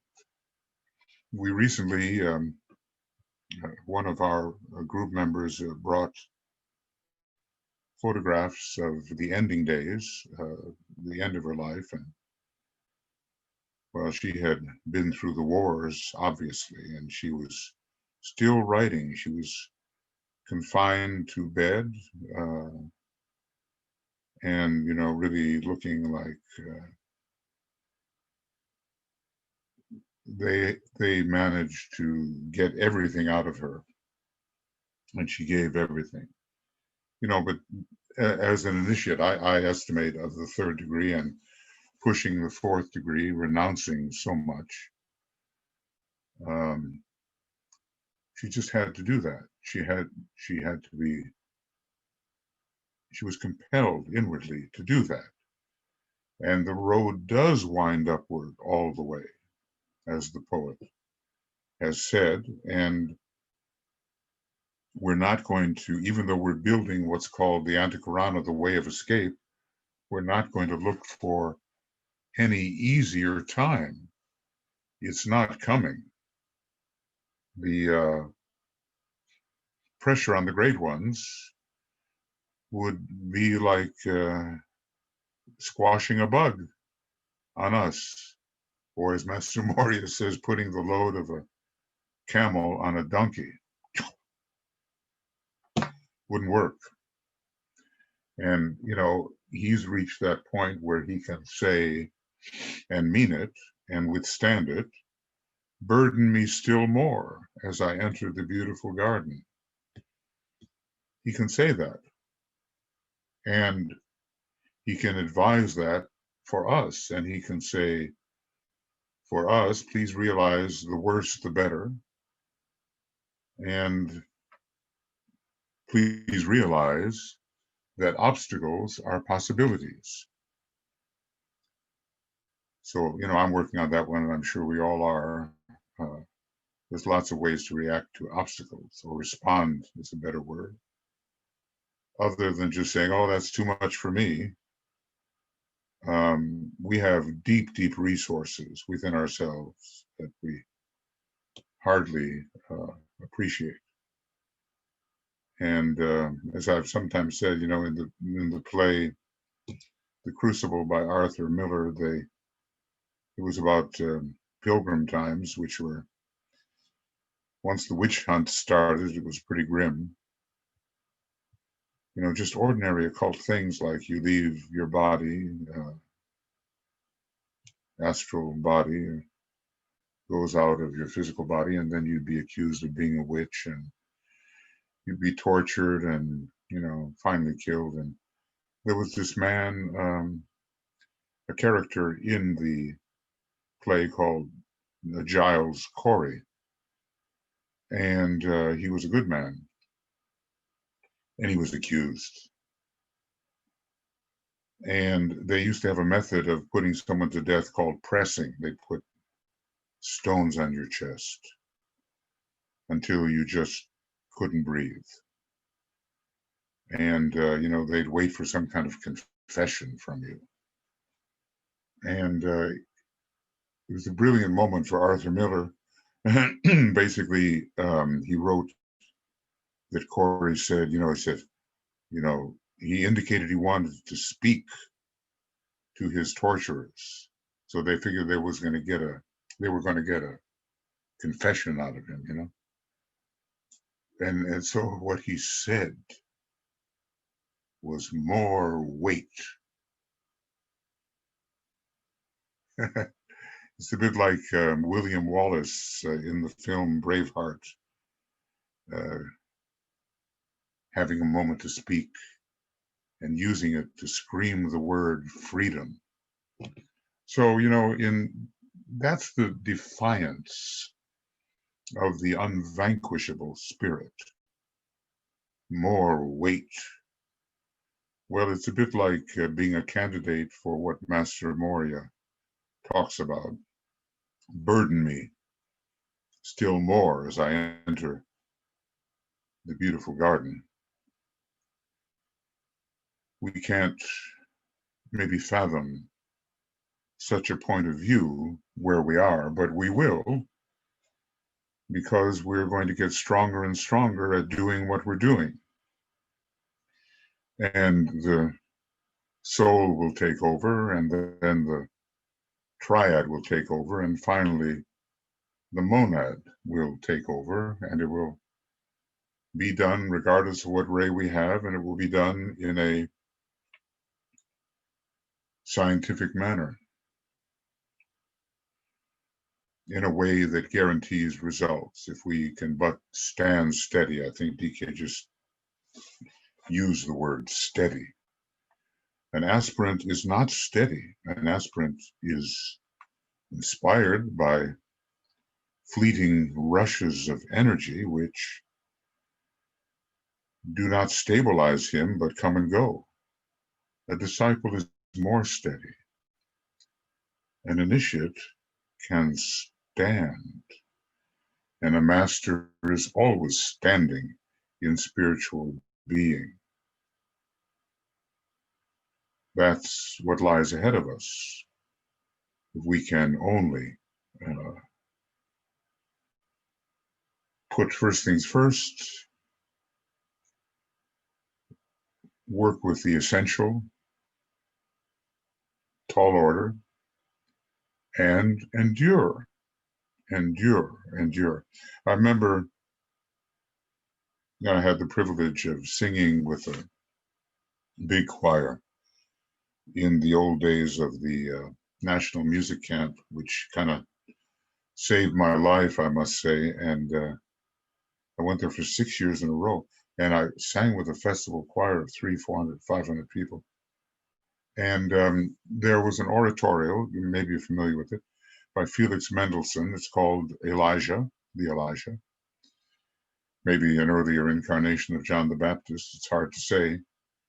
And there's this beautiful chorale section in one of the pieces early on, and the words are, he that shall endure to the end. He that shall endure to the end shall be saved, shall be saved.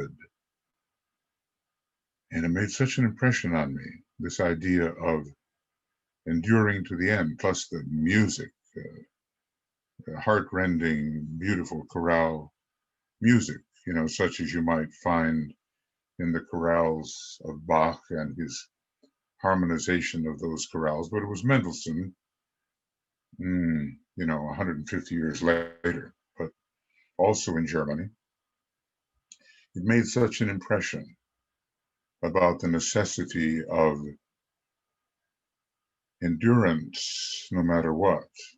And of course, I'm sure we all catch ourselves not enduring and giving up and doing the wrong thing and somehow being more spasmodic than we should be. But finally, the great endurance of the spirit does take over. And it is one of the elements of the saving force. And what does it mean to be saved anyway? I was thinking about that, and it basically is to be restored to our own true state of essential being, being restored to our real identity instead of being veiled and masked, suffocated, somehow covered by what we consider to be objectivity. There is no real objectivity as far as I'm concerned. I mean, we can be objective in the standard sense, but everything we consider to be an object is really ourselves. So we have to come to that oneness realization, which is an identification with all beings and with all possible perceptions. And to me, that is salvation. It's not like going to a certain locale, environment that we call heaven. There are all kinds of heavens, all kinds of points of tension, and they're all limited, except for the ultimate, intra-universal, a state of awareness, state of being. So endure, endure.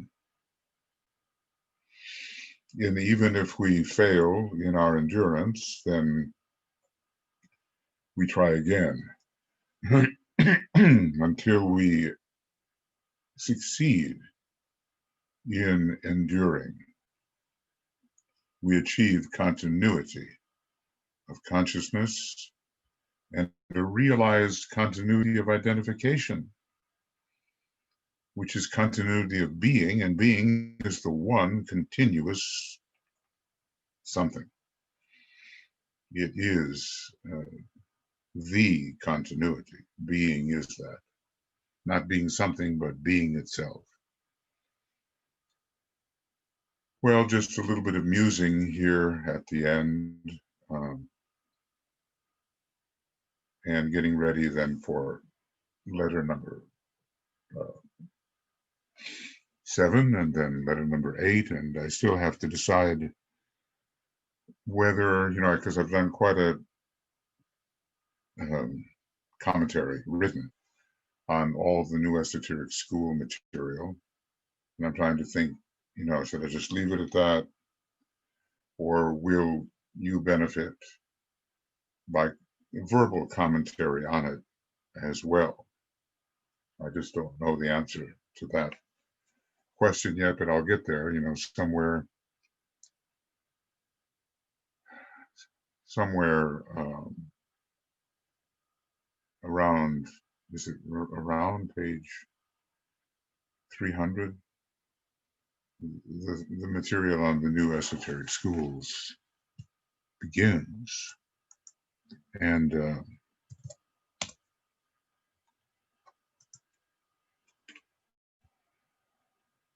yeah, Future Schools of Meditation, letter 9, and takes it maybe to the end of the book. Not quite. There's a little bit of a play out from 332 to approximately 350. But this is a long section. And it's about when you put the text together with the commentary, it's about it's many pages, maybe 100 pages. So will it be a benefit? I'm trying to get that understood. All right. So I'll say farewell to you now for the moment, and we will continue teaching and spreading the knowledge of the ageless wisdom, just the way Master DK would have us do. He's the expert, and we can emulate, we can imitate, and some good will be done by that, and depending on whom we can reach, a lot of good can be done, because the potentials are there opening up before people who don't even suspect they exist. And we want to be in a position to help introduce them to possibilities they have not even suspected, and which can make a huge difference in the opening up of their consciousness and their state of energy access and energy expression. So lots of love from all of us at the on the communications team, communications group, and from the faculty of the Moria Federation, and all the workers and board members, and it's all one work.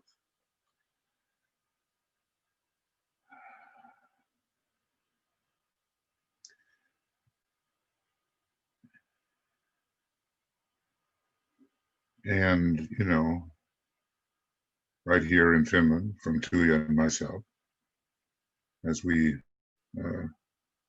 struggle on late into the night and up, early hours. She's better at that than I am. And try to bring you added light. And meanwhile, adding to the light of our own consciousness.